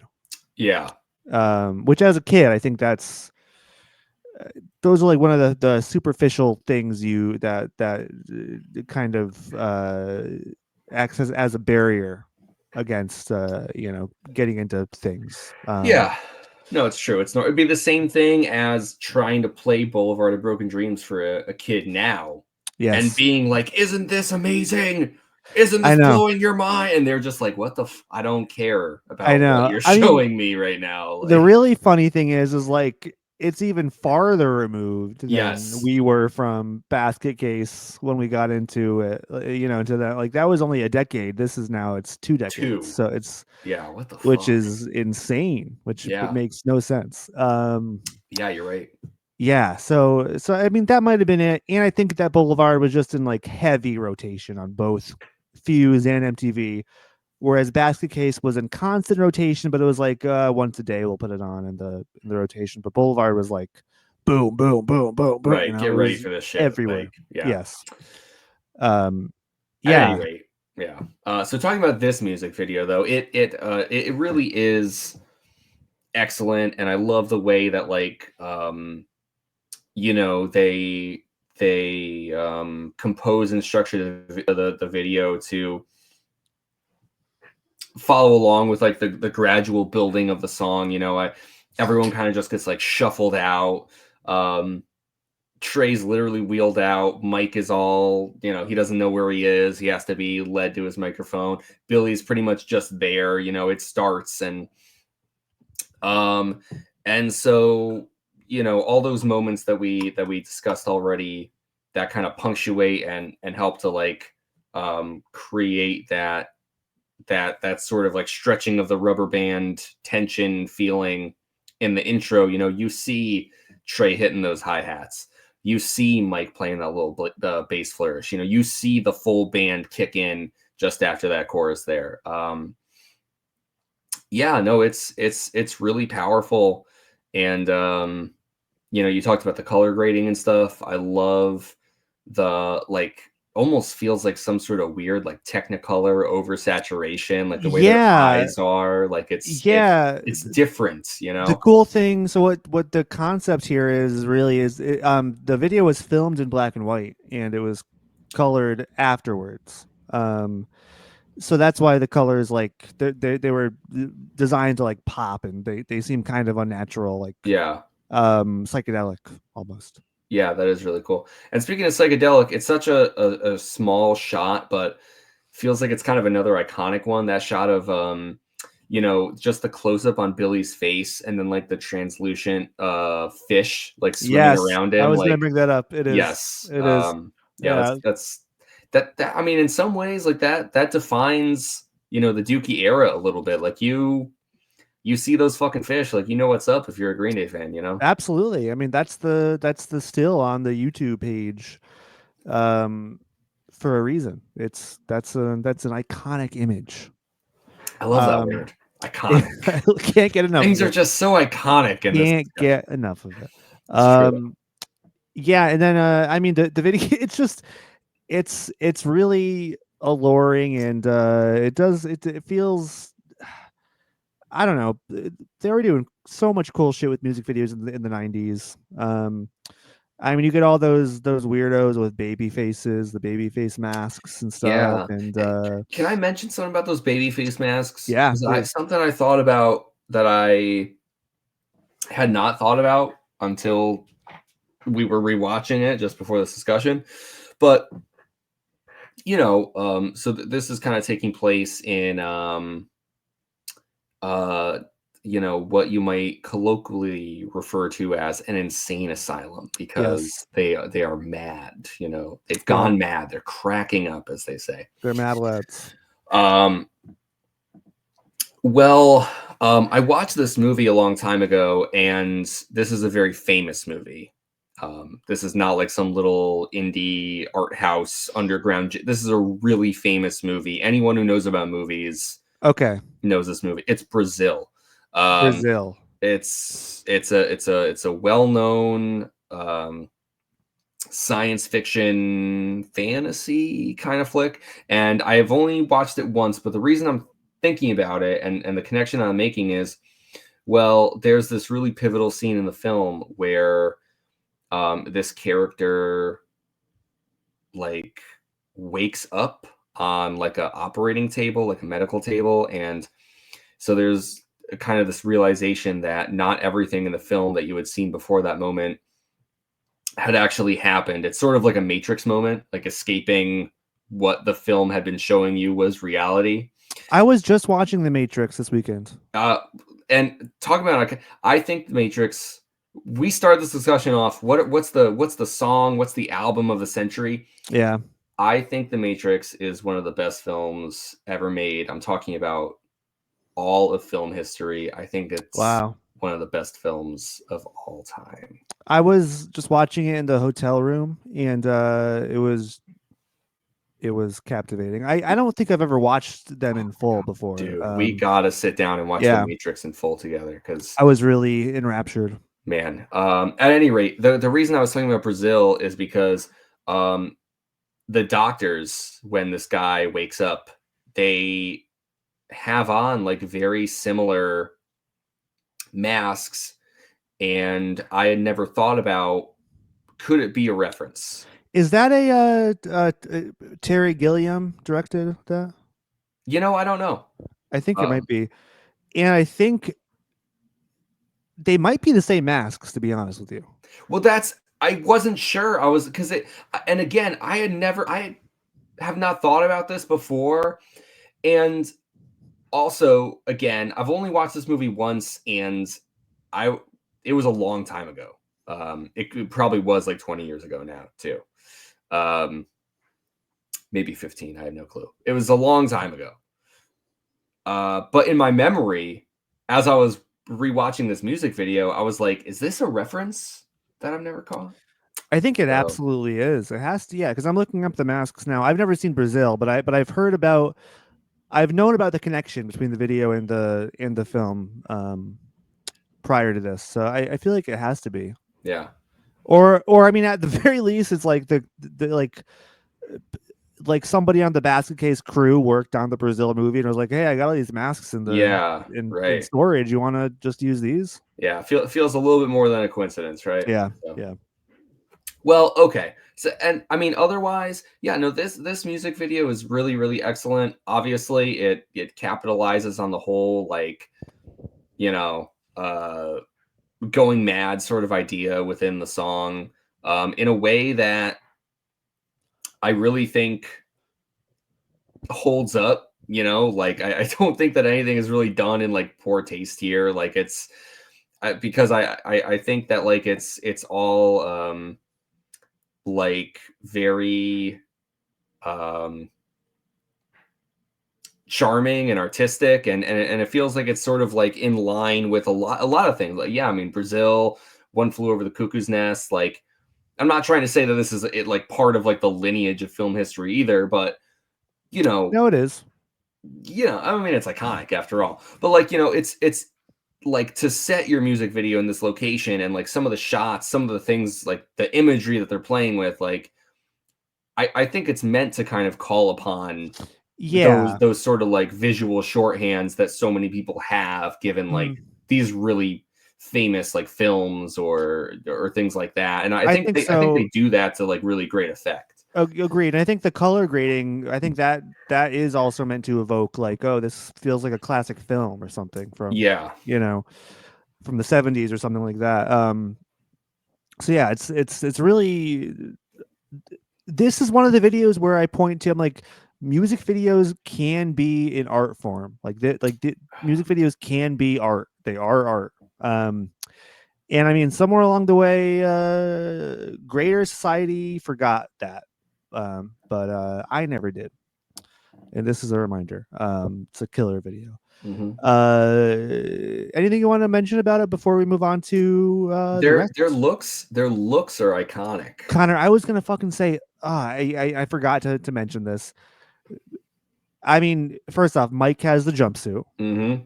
Mike has the orange jumpsuit, which is fucking so cool. And that's what inspired this Dickies line of Dookie jumpsuits they put out this year Yes. that Mike wore on stage every night on the Saviors tour. Mhm. And then Billy Joe with his like fucking, I don't even know, half cut work shirt, work, like, and with the striped shirt underneath. It's just fucking cool 90s fashion. It is. And as I was rewatching the music video, like Billy kind of has this sort of all black thing going on, and Mm. it just feels like if you just threw a red tie on that motherfucker, Yeah. He was ready for the part, yeah. Yeah. Um damn, yeah. Iconic as always, and then Trey in that yellow shirt. Yeah. I don't know. And there just are a lot of cool shots. I mean, like Mike throwing I don't know, like the mini fridge or whatever it is, Yes, like at the yeah. window. Like, That's rad, yeah. Yeah.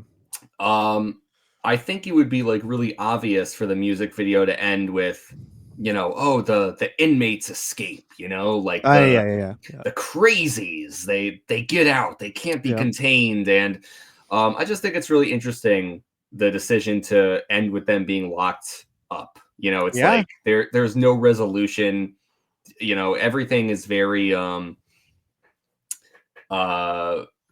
I mean, there's still kind of an apathy running through this music video, just like everything, like just like that's running through Dookie, just like they're kind of Yeah. it's like even after their outburst, and their expression playing the song, and kind of running amok for a little bit, it's like, they're still just standing there kind of listlessly, as what, this fucking guy, it's his 9 to 5 or whatever, he just comes over and shuts the door, and you Yeah, see exactly. Billy, Mike, and Trey through the grate or whatever. I just think it's a really great closing shot, a really great ending to the music video, because it feels like, that's like, that is the 90s. I don't think it's about like the rebellion succeeding. It's like about No. like giving up, because like you're a fucking loot. Like, what are you gonna do? That is the 90s, yeah. And I mean, the song, it's Billy Joe being trapped inside his panic, and it's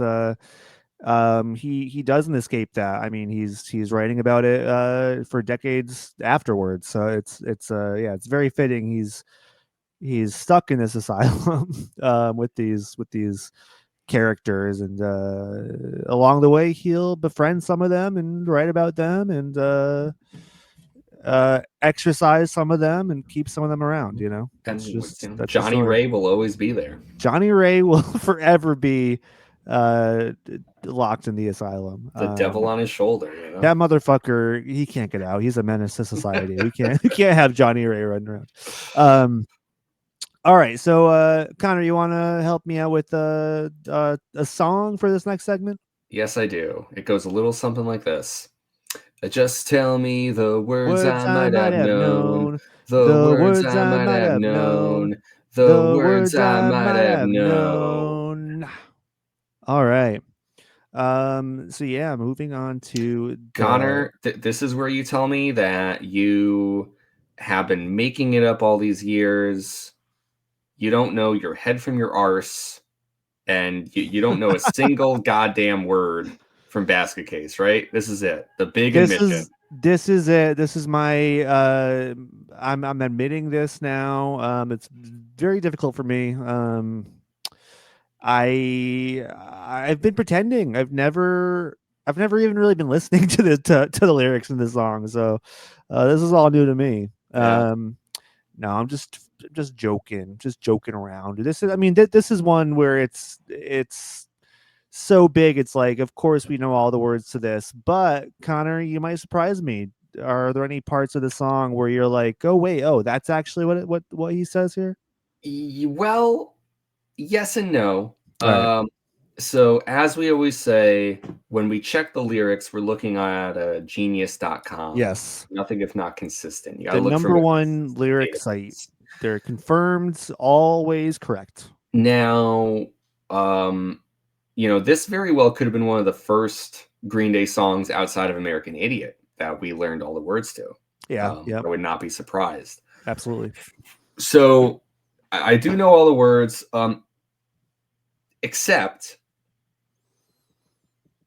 so I know that the first chorus, am I just paranoid? Am I just stoned? I got that. Yeah. Now, the second chorus, I thought he said, am I just paranoid? I don't know. Okay, yeah. And the lyrics here go, yeah, yeah, yeah. Yeah. I don't think he's saying yeah, yeah, yeah, to be honest. The thing here is this is an example of Billy's lyrics being indecipherable. To the point, I don't know if he knows what he was originally saying. I don't think it was I don't know. It's not a yeah, yeah, yeah either. It's he's saying something. What he's saying is hard to discern, hard to decipher. So I think that's just the best way to transcribe it, or maybe it's not. But you could say it's I don't know, because I don't know what he's saying there, but it's something else. Yeah. Well, everything else, I got a full lock on for this song. Yeah.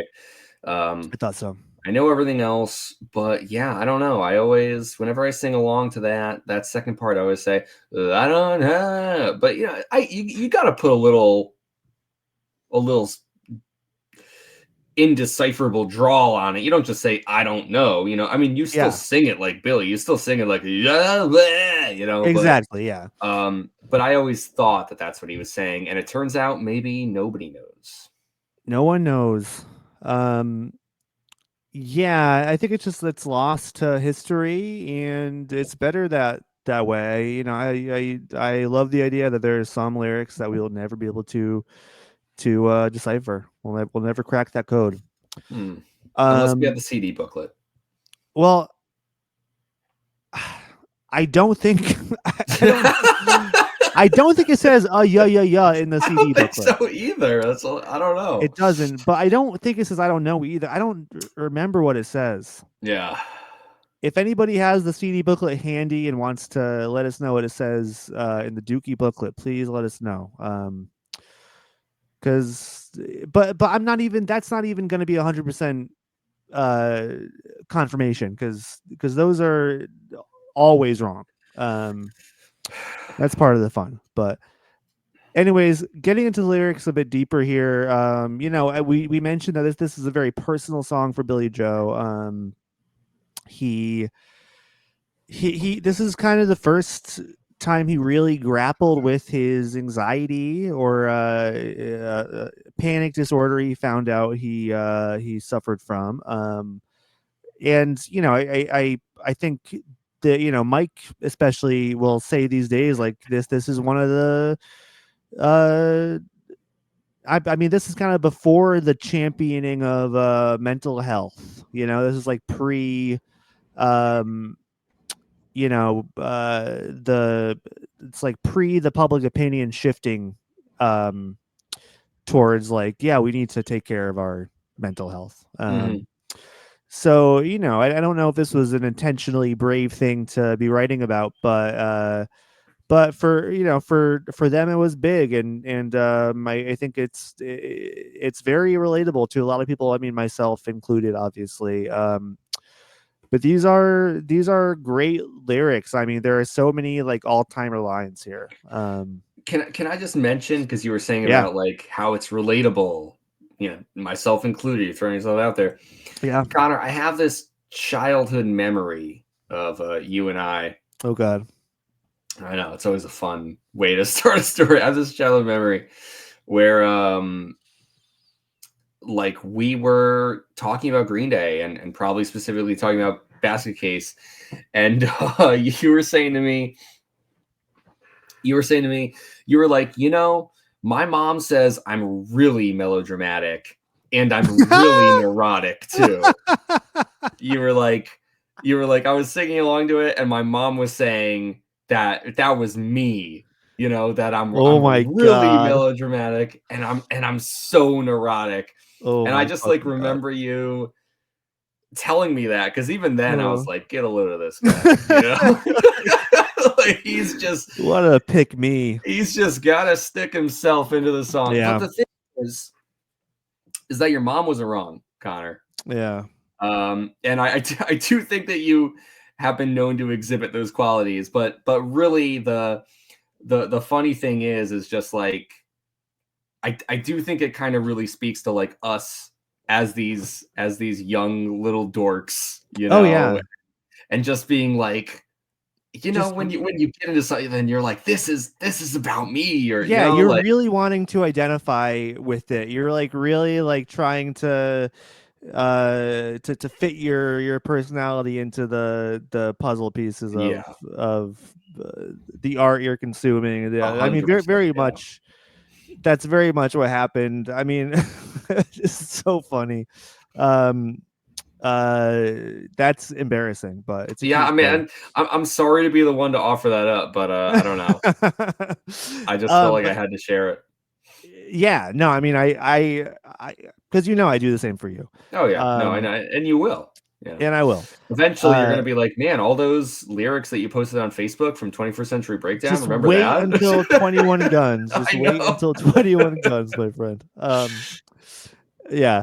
But no, I mean, I think that these are some of the best lyrics he has penned up to this point, and maybe of his entire career. I mean, neurotic to the bone, no doubt about it. Connor, that's one of the lines you think of when you think of Green Day. Yeah. Yeah, no, I mean, it's and the thing is like the first verse is sung with such clarity and focus, like we said, like it's Yeah.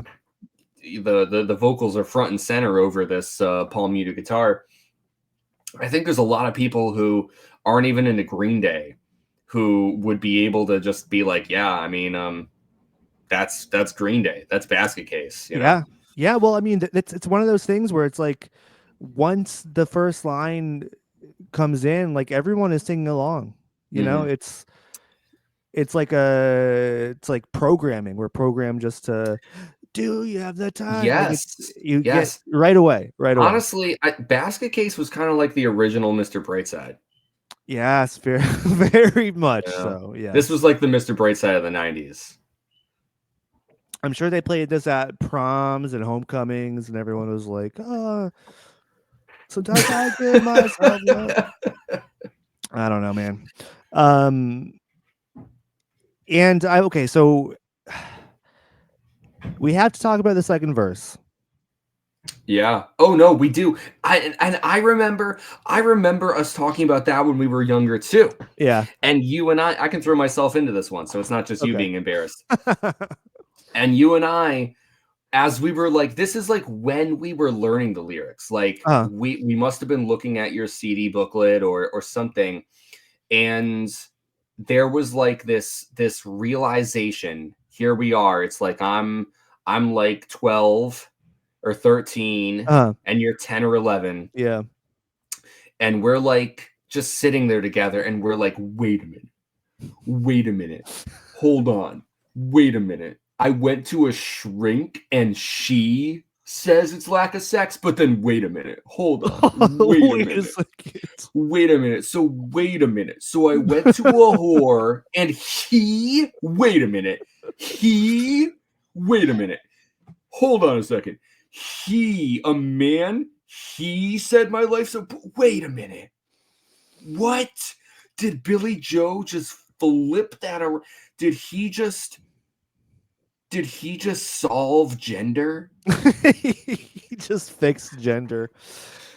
That No, that Connor, was I remember us like reading that for the first time. I remember the moment where our tiny little brains were blown, and it was yeah. like I have all these weird little preconceptions because I'm barely a teenager, and it's like, wow, Billy, you flipped the script here. So, totally. Like I don't remember that, but I think you're absolutely right. That was a mind blowing revelation for I mean, just like I don't know, thinking of gender in a different way. Like it's such a small like line, a small part of the song, but I do think it made us like view things a bit differently. Like I mean, I think that was maybe like one of our first bigger exposures to like something other than like heteronormativity or whatever. Yeah.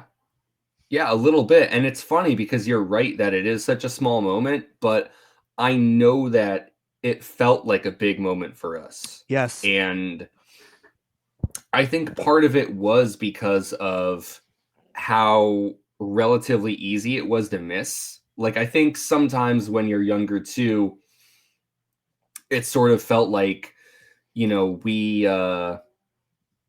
we had this insider knowledge, and so like you play the song for one of your other friends or something, and then you're kind of like, hey, listen to this part. Yeah, like you Did you catch catch that that? part. Yeah, exactly. You catch that?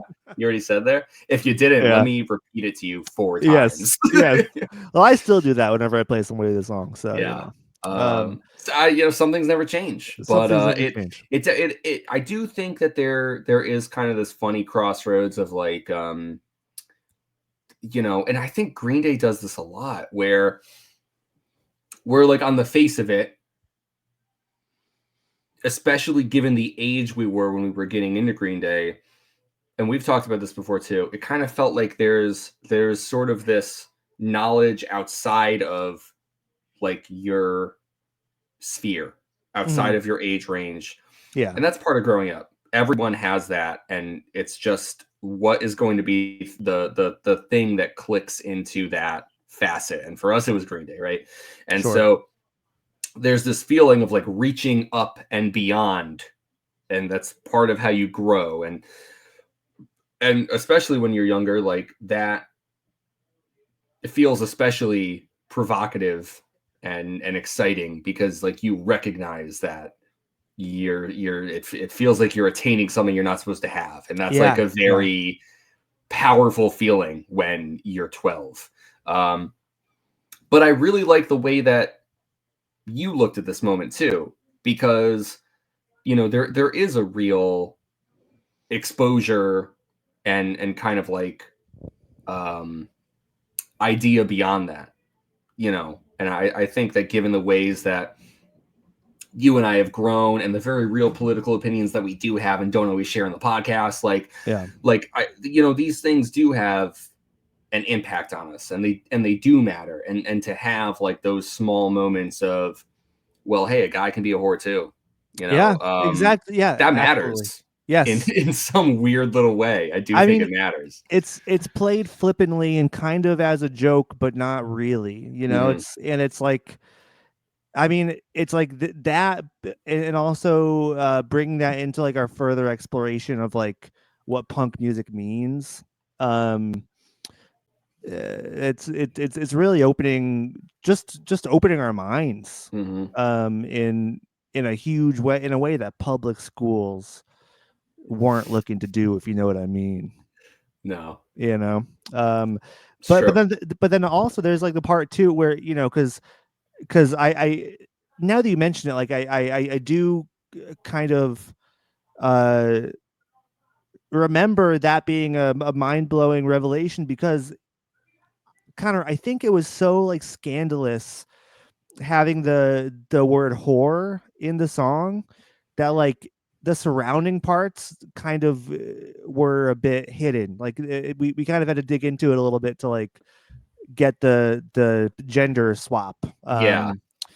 aspects to it. So it's I mean, yeah, for a 12-year-old, for an 11-year-old, this was this was pretty subversive. Hmm. No, yeah, I'm right there with you because we experienced this moment together. We did, yeah. And Yeah. that is really funny. And I mean, talking about like it's I don't know. I think people are some of their influences, and obviously nature and nurture are in there somewhere, but like I do think that this is like a very small spark for like just like going forward, having our minds open to like just that little bit made us more responsive to certain ideas that like challenge the status quo and stuff, and um did kind of set us on a path to where today we, I mean, believe in like there is a world beyond the what we were led to believe Yeah, is the it ideal way of living. right.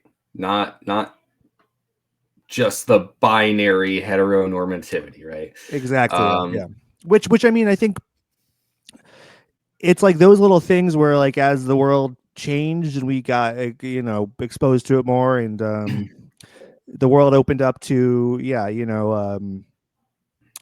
uh to um just kind of ending that binary, where I think a lot of people obviously are closed off to that. I think it's in part because just a lack of exposure, mhm. and so it's hard to say like where I guess, you know who's to say, if we weren't, sheltered from this, it might be a different story. I don't know. Yeah, I mean, I think you're right about that because people kind of are ultimately a sum of experiences or a lack of experiences too, right? And with Green Day, it's funny, you know, they definitely have gotten some cred and some recognition for like playing in dresses at Gilman and all that too. And it's funny because it's like, I wouldn't, even though like there's moments in Green Day's discography or songs that you could point to and be like, oh yeah, could this be the thing that maybe led to something else? You also can't really say that it is the thing itself, and like that's Yeah. okay. But the reason I bring that up is like I think with Billy's songwriting a lot, um, and like their expression of punk and like their punk mentality, it's not even so much like, oh yeah, you know, Billy was like platforming or raising awareness of like gender expression outside of the binary. It's like, and it, not to keep having like footnotes here, but you know, when you consider a claim like that, that's another one of those moments of like being in the present day and reaching backwards in time. You know, we're kind of applying a mindset to something that is sort of outside of that um that idea a little bit. But the really the point I'm trying to make is like, I think in a moment like this where Billy just flips he and she around, it's really just, it's kind of, it's a play on your assumptions, because the Yeah. assumption is that one would be he and one would be she. And so they aren't even really flipped, right? It's like they're flipped if you are thinking about it through the heteronormative binary. And so I think Billy is just kind of doing this Mad Lib sort of thing where he's like, well, it's not even so much of like breaking down the binary. It's just more of a, why are you putting things in this box? Yeah, it's just the questioning of the expectations. Yes, Expectations, exactly. more than anything. And I mean, you know, the same can be said for Bobby Socks, you know, on Saviors, where it's just flipping you know, changing one word, really makes an impact. And I mean, obviously, Coming Clean is on this same record, which Mhm. is, you know, deals with Billy Joe's own sexuality and bisexuality. Um, so like, you know, I don't think that this was an intentional platforming. But with that said, like I also want to give the band credit in the 90s, because I mean, I'm pretty sure on the very first Dookie tour they took on they took a band with them called Pansy Division, and it was a big um you know, a big scandal that they were all gay and that their whole they're very queer positive, and some people didn't like that. And so so I do think that they did have you know, these forward thinking politics back then, but they definitely were a little bit softer spoken about them, you know. Yeah. No, I think that's true. And you do hear stories. I mean, like, you know, I think they talked about on those early tours, like, you know, fighting skinheads and shit too. Yeah, Like, you yeah. know, think things like that happened, you know, in a way that I'd like to say in a way that doesn't happen. I guess it does, you know, it does happen. Womp womp Um, womp. but I just want to echo really that I agree with you, and it seems like you kind of get where I'm coming from too, where Yeah. like that's something that I was kind of joking around a little bit, but also I wasn't. But like, you know, talking about, oh, is Green Day a political band? I think it's true that Billy writes from a vantage point of like, you know, what he sees, and his lyrics are often like this weird sort of collage of things rather than anything that's, you know, always like pointed necessarily. And so um I I do think that the switching of these pronouns is meant to have the listener question their own expectations. Yes, exactly. Yeah. Um, and to consider, like, you know, why is it that the way things are, you know, it are the way things done the way they need to be done. You know, I think Mhm. that like Billy's sort of expression of, you know, his punk attitude, it's very much about questioning and and essentially pushing against norms and say like, why are these the norms, you know? Yeah, and um so that's the yeah. backbone of Green Day, right? You know, that's the questioning authority and questioning the powers that be, and that's already that's there already. Mhm. And just you know, goes further and further. Connor, we have to talk about the demo, the Basket Case demo, very briefly. Yeah, yeah. Um So yes, there was a 4-track demo of Basket Case released last year, um, when they put out the Dookie 30th anniversary edition, with all the bells and whistles, demos, and live cuts and all that stuff. And this Basket Case demo happened to have totally different lyrics. Now, Connor, had you ever listened to this version before today? No, it's my first time listening to it. Yeah. I listened to it a few times when it came out, and I was like, kind of. I mean, obviously, it sounds like everything's wrong. It sounds like this isn't right. I don't know Yeah, about this. Um, but it's like a very interesting artifact just to have. And I remember when they were promoting Saviors last year, Billy Joe did play. He sang Basket Case with these lyrics for a verse on a TV show. I forget, like it was like an award show or something. And everyone was like, "Oh my god!" yeah. So that's pretty cool. Um, but he also says that he wrote this version of the song, the demo version of the song, on crystal meth, and thought it was the best thing ever. Then woke up the next day and like was like, this fucking sucks. This is bad. Then kind of put Basket Case on the back burner and until until that guy at the comedy club hit him up and said, "Hey, I can write your song for you." Yeah, that's You right. know, Thank God he had that I know. ghostwriter. Tom is his Yeah, name. who Yeah, was thank God for just Tom. able to break their clause of Yeah, secrecy or whatever. yeah, Yeah. exactly. Yeah, yeah. So what are your thoughts on the demo here, having heard it now for the first time just before we started recording? Yeah, it's cool. I especially like the stripped down, softer kind of tone, which is natural. Like the more demos you hear of Billy, it's funny that a lot of songs that end up in a full band version with like this really like powerful energy and sort of like this punk rock sort of vibrance to them all the time.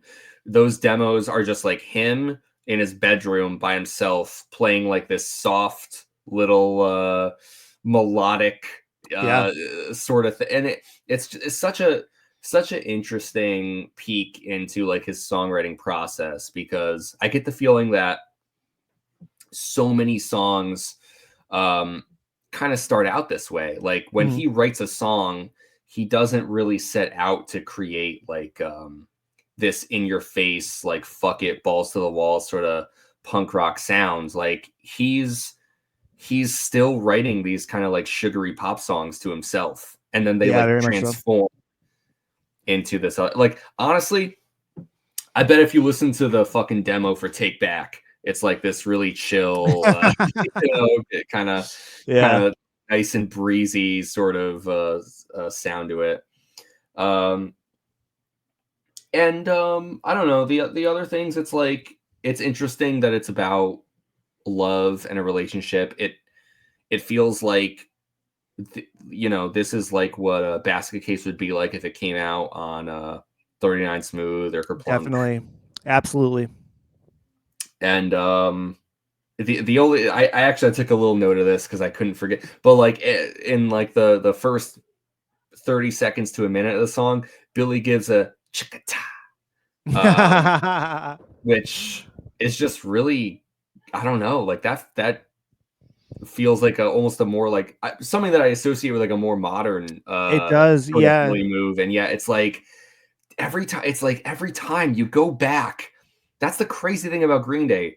It feels like every time you think something is new, you go back into their performance or their lyrics or what, and it's like it was always there in some form. It's Yes. like it's always been there. It's Yeah, remarkable. yeah. It is. So it's fascinating. It was a fascinating demo for sure. Agreed. Yeah, it's a really, I mean, it's a great piece of Green Day history. It just makes you think like, what else is there in the vault that we Yeah, I are know. waiting to to hear.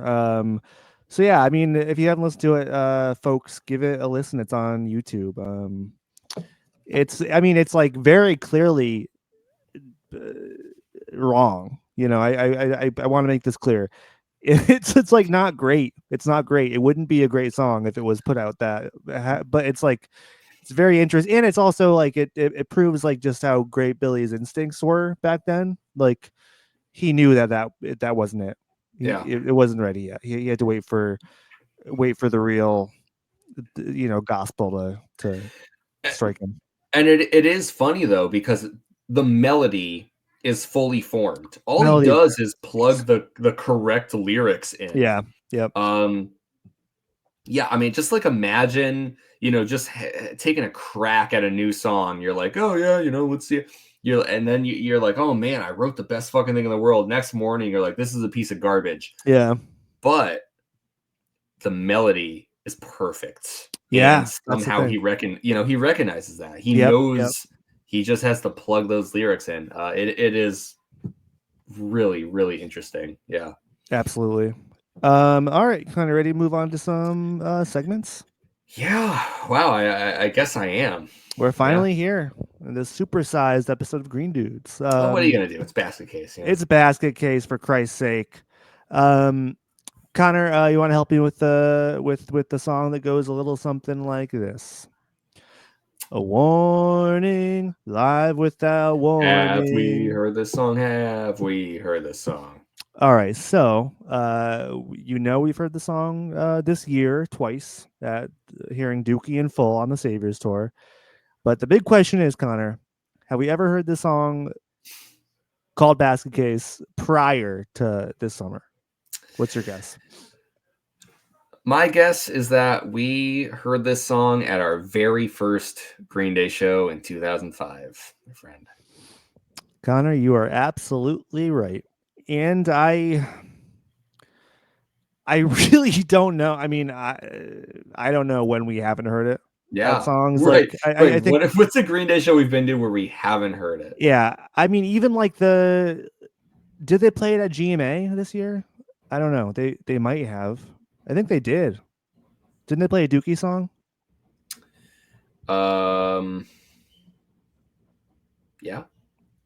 I mean, so I think at all the real concerts that we've been to, they've played Basket Case. That's like every show.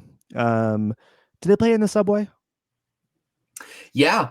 They did. No, I Yeah. really think they did. I think they played in really the subway. think Yeah. that I heard Jimmy Fallon sing the lyrics to Basket Case. I think I did. Yeah. Actually, I think yeah. So we did hear Basket Case, and I'm pretty sure Jimmy Fallon was singing along until the "Or Am I Just Stoned" part, and he didn't sing that part. Yeah, he didn't want that on video. Yeah, he didn't want to tarnish his squeaky clean image, right? Which is funny. So yeah, this song is played at every show. Because why wouldn't it be? It's iconic. Yeah. And that, of course, creates that very tension that we were discussing earlier. Exactly. And it's funny because as I was listening and re-listening and like Connor, sometimes when I'm listening to the studio version of this song and it gets to the bridge and Billy's singing "Grasping to," I hear my brain like auto completes, and then he goes, fuck it. Like I'm expecting him to stop sometimes as I'm listening to it on Dookie, and I'm like, wait a minute. That's do you know what happens to me at the same part? What? Where grasping to, I imagine him shout, "Everybody!" and he has the whole crowd sing, "So you better hold on." Yes. That's what my brain does. Because I mean, at this point, we've heard the live versions of this song on recording and in person so many times. It's like that's just the default setting for us. Yeah, which is crazy. No, you are right. You are right. Yeah, no, we have heard this song many times. If you've been to a Green Day show, there is an almost 100% chance that you've heard this song too. It's true. All right. Speaking of Green Day fans and their silly little thoughts, let's take a peek at the seedy underbelly of the internet Let's hear it from the anti-social media. We are. All right. So this is obviously a big one. I have tons and tons of comments. I'm not going to I'm not going to Oh go through no! all of them. Come on, we got I'm all not going to go night. through all of them. You don't have anything better to do than Well, this, right? The first one is yes, it's from YouTube. It is Porsche Prairie 3232 from 4 months ago. They say, "I'm here ironically." They don't. That's all They're they not have to there for say. their own enjoyment. They're just. It's like an ironic thing to do. Yeah. I mean, given the omnipresence of this song, I think some people only know how to approach it ironically, and Yeah, it's true. I'm sorry. I'm It's a, sorry for those people. it's a sad way to live. It is. It is. Next up, we have Dilo Shy Animations 8011 from 2 months ago. They say, "I eat cheese while listening to this." That's got to be great. I think it's a good combination. I mean, I've almost certainly done that multiple times. Yeah, probably chowing down on a stick of mozzarella Stick of or mozzarella, slice of pizza. yep. Oh yeah, I mean if pizza counts then I mean, we definitely have eaten pizza while listening to the song I mean many it's times. impossible. It hasn't happened. But I do think that I mean I also have had strictly just cheese Yeah. while listening to this song too. Um it's good stuff. Next up, we have Diego Sky 2345 from 3 months ago. He says, "I don't want to die alone." Well, Diego, everyone dies alone. But after that, we all float up to heaven, and it's one big Green Day party. Everybody dies alone. It doesn't matter how many people you're surrounded by. It doesn't matter if the love of your life is holding your hand as that last breath exits your body. You can only take that journey solo. Well, there you go. There you have it, Diego. Nothing to worry about. Leo R85 from 3 years ago says, "This song on marijuana makes me want to start a bald people farm." Wow. A bald people farm. Like, what does that mean? I mean, are they referring to the video, the babies in the video? Maybe. Yeah, I, the Brazil the people. Brazil baby because they're Yeah, the Brazil bald. is. I don't know, but it's that. My I mean, question is, what is a bald? Because a farm of people who have hair, it's like, okay, so you're shearing them. So I get that. And I don't think that they mean like they're bald because they've been sheared and you're using their human hair on oh the no, farm. no, they're It's like naturally bald. right. They're like breeding bald people on They're this farm. breeding bald people. Yeah, they're breeding out the hair gene. Right. And I just want to know what the purpose is. Like, are they producing cheese of some kind? Is this like a, Head cheese. could it be? We've all heard of it. Head Could cheese. it be? I have questions. They may never be answered. I mean, it's an evocative image, a bald people farm. I can just see them all playing on the field, Yeah, right? happy Feels as like can it be. could be like a Led Zeppelin album cover or something like Oh yeah, definitely. Led Zeppelin, Pink Floyd. Bald I could People see it. Farm. Bald people farm. Next up, we have Count Sorrow from 12 days ago. This is very recent. Wow. They say, "Until very recently, I always thought he was saying, 'Sometimes I feed myself dog treats,' instead of give myself the creeps." Sometimes I feed myself dog treats. It I, the fits. it fits, but the thing is that in that first chorus, that's before ever the full band kicks in, and it just True. he sings it with such clarity. Well, you can't. Yeah, I mean, I don't think that they can actually. It seems like they're making this up for fun or Right. for This just is to be what they wacky. call engagement bait. Yes, this is engagement bait. Yes. Um, but I mean, it is kind of a funny parody. So No, it's funny. give him that. Ocho Cinco 8531 from 7 years ago says, When Harry, Ron, and Draco take too many potions and form a band. Why? Just because that's what they would do in Harry Potter. If they took so many potions, they'd form a So band and play basket case. If Harry, Ron, and Hermione took too many potions, they No, would. no, no, no, no, no. Harry, Ron, and Draco. Harry, Ron, and Draco. Okay, wait a minute. So Harry's Billy. Yeah, right? Billy's Harry. Ron is Mike. I guess is Trey's Draco. I think Trey's Draco. Huh. I think between those three, I think that tracks. I think Okay. that Mike's got to be Yeah, wrong. I think it's just tough.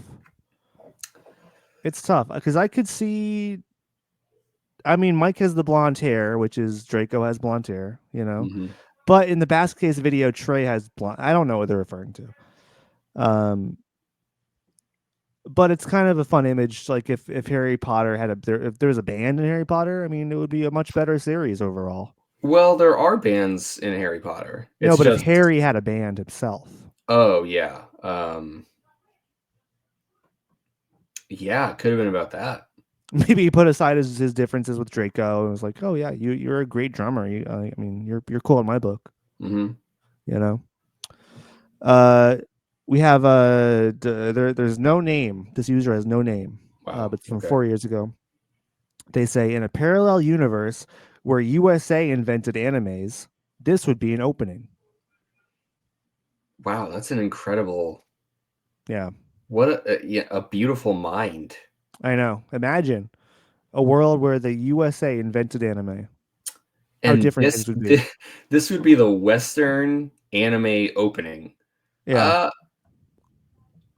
I could see it. Well, there's like a lot of similarity in energy and like vibe between like anime opening and like pop punk. I think there's definitely a connection there. There is, and I think the obvious thing is like, oh well, you know, a lot of bands that make music that is used for anime openings or who make music with the intent of it being an anime opening. I mean, guess what they're influenced by. Mm-hmm. So it's not a coincidence, you know. Yeah, that's very true. And just to throw just a little fun fact for you there, buddy. Yeah. As someone who has listened to a whole bunch of punk music and rock music and anime openings for my whole life, almost my whole life. Well, you know who we were referencing earlier in this episode, Connor, was Rivers Cuomo. True. And trying to think about like what exactly is I think the connection here is that so there's this band that has made a lot of music that had been used for anime openings. The first time I came across them was for Full Metal Alchemist in 2003. They came out with the song Rewrite for one of the final seasons of I think it is the last opening in Full Metal Alchemist 2003. Asian Kung Fu Generation is the band name. Okay, I've heard of that. And I'm bringing it up because I had listened to their anime openings and stuff and liked them so much.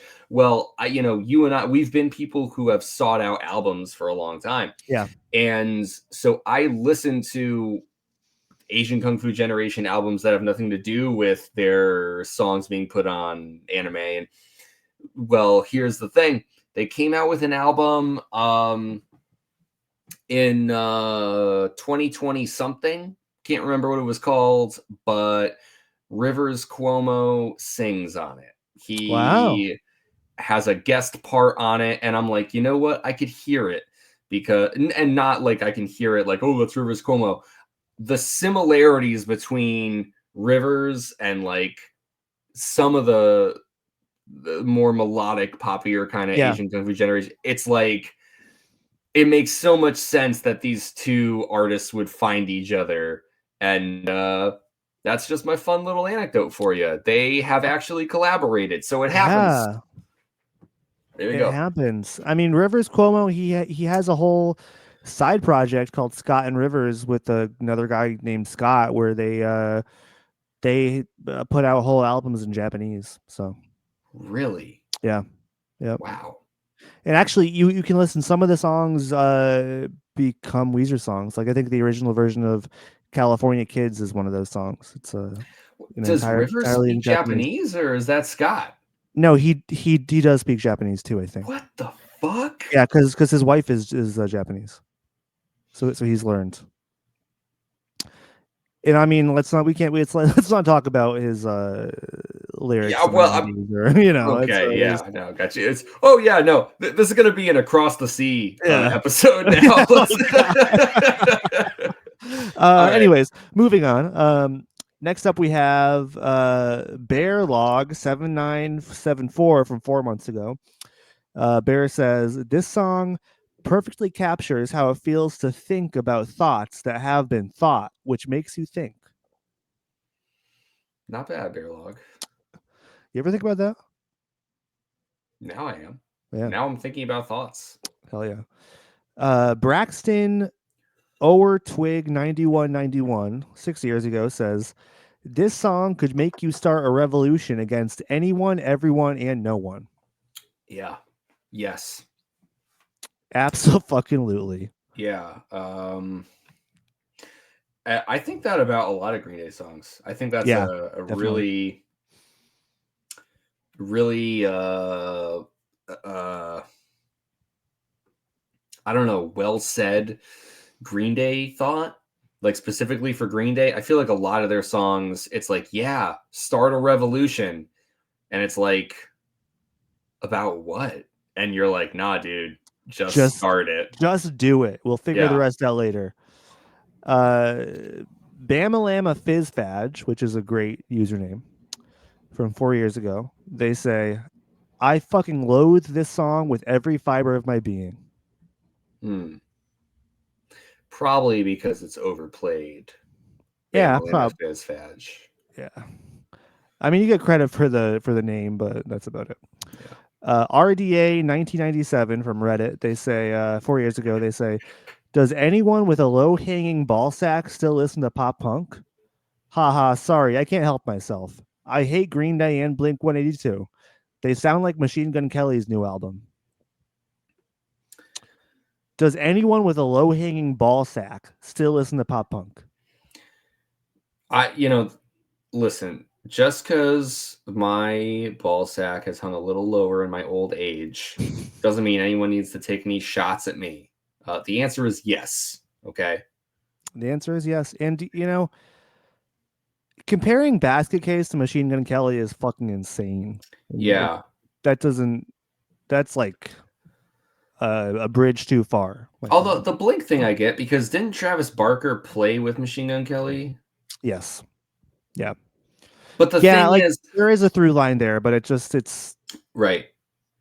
There's it's unseemly. But it's funny because, Blink and Green Day so often get lumped together because they shared popularity as pop punk bands. Yeah. In a similar time, Mm-hmm. Yeah. No, it's true. But you listen to them and it's like they don't sound the same at all. They're completely different schools of pop punk. Yeah. I definitely said the word right just now. Pop punk. There you go. Pop punk. Next up we have Deleted. Deleted from 4 years ago says, I saw them in the 90s in a small club. Billy played naked and the smallest ding-a-ling I ever saw, LOL. They were amazing though. The bassist and drummer are sick. Yeah. Could have been cold in there. Yeah, I mean, shrinkage is real. We don't, we think it's like a funny joke from Seinfeld, shrinkage, but it's actually a real thing. So no, it's definitely real. And I think that like when you're playing on stage, sometimes they have fans. They and do, stuff yes. like blowing on because like everyone in the crowd is getting sweaty as fuck, and you can't be sweating your ass off the whole show. So they actually try to temperature control it and cool the performers down. So, I'm just saying it's possible that you didn't really get an accurate,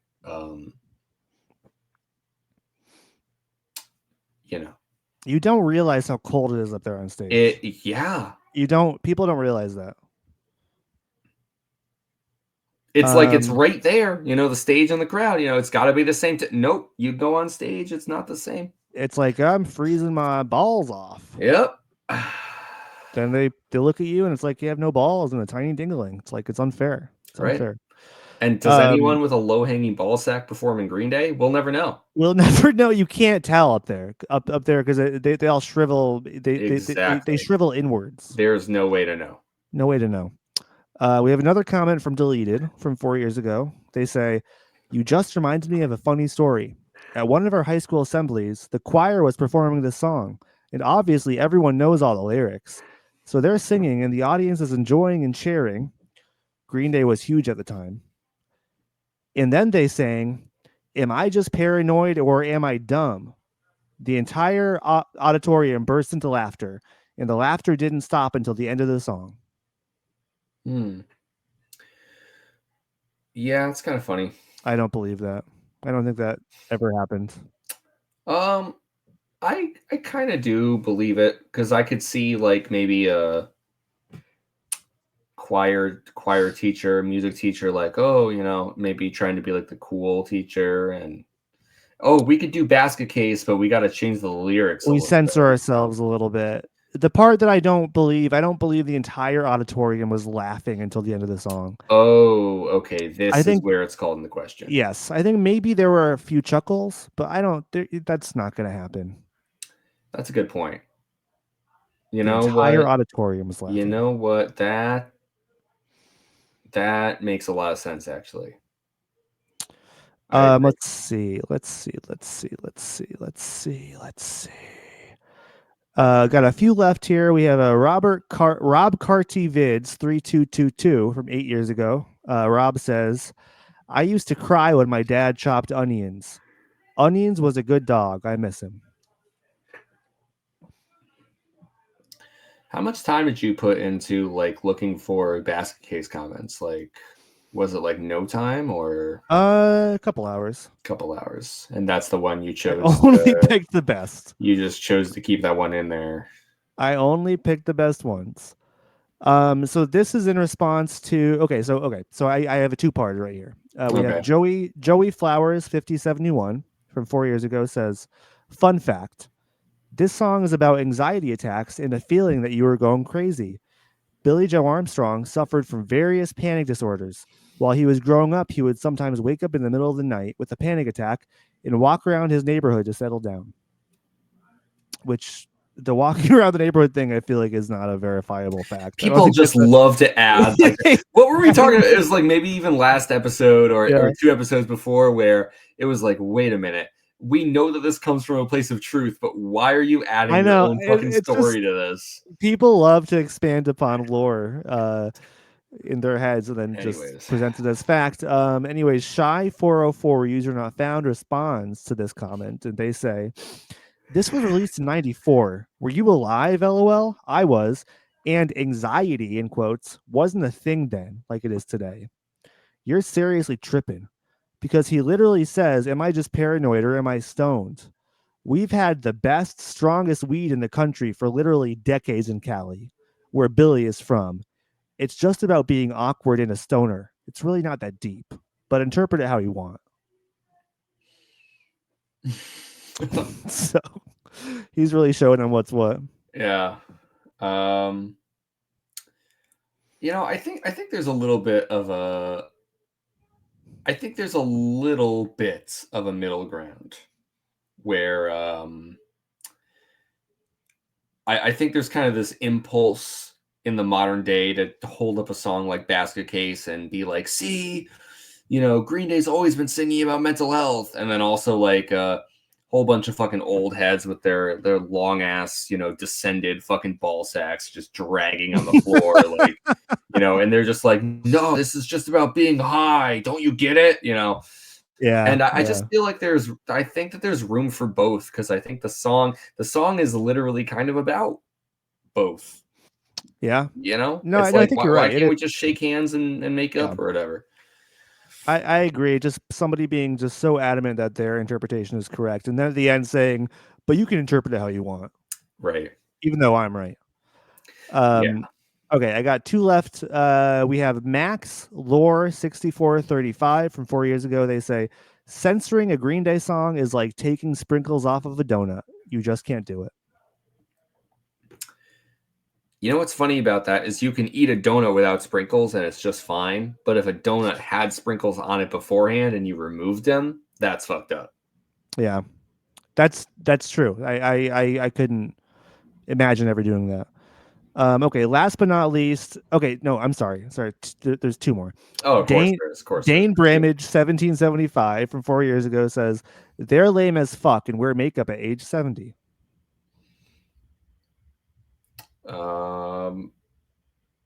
Well, Yeah. not yet. I would love to circle back around to this comment in 20-ish years. I think they're overestimating their. I think they're like exaggerating their age for comedic effect. They're Yeah. like they're 70-year-olds in makeup. No, you're right. You're right. But will they be wearing makeup at 70 is the real question. No, that is the real. I'm gonna hold judgment on that one. Just look back at the Green Dudes bingo card. Yes, Bearded Billy on stage. it's all there. It's all there. It's happen? waiting for us. Okay. Last but not least, this is a comment in response to somebody saying Billy Joe looks like Frankie Muniz in the video. Incredible. All right, let's do it. Which is true. But this account deleted from 4 years ago responds saying, "Nowadays, I think he looks like Seth MacFarlane in punk attire." What do you think about that one? I don't see it at all. The Frankie Muniz one, I actually, I can see that. I get that. He has a little bit of like the fourth grade flip going on. You know, he has his hair sticking up. That's true. I can see Frankie Muniz. I can't see Seth MacFarlane. They don't have the same features. No, not at all. I mean, I guess Seth MacFarlane sometimes has like spiky hair a little bit, but not really. I don't know. Yeah, but it's not the way that Billy looks like in this music video. Like, no, not even close. Not even close. No. Yeah, I don't get it at all.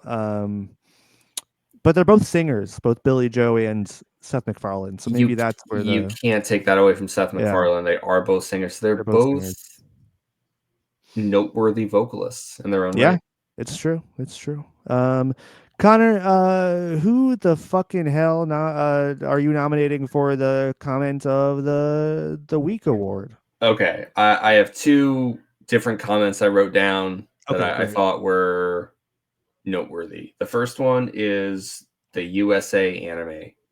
Oh yeah, that's a good one. That Basket Case would be in a parallel universe where America invented anime, Basket Case would be an anime opening. I think that's just a beautiful thought. It's a fun thought experiment. And I think they're totally right. The other one is The Revolution Against Nothing. That this song wants or makes the listener feel like they want to start a revolution against anyone, everyone, and no one. Yes. Yep.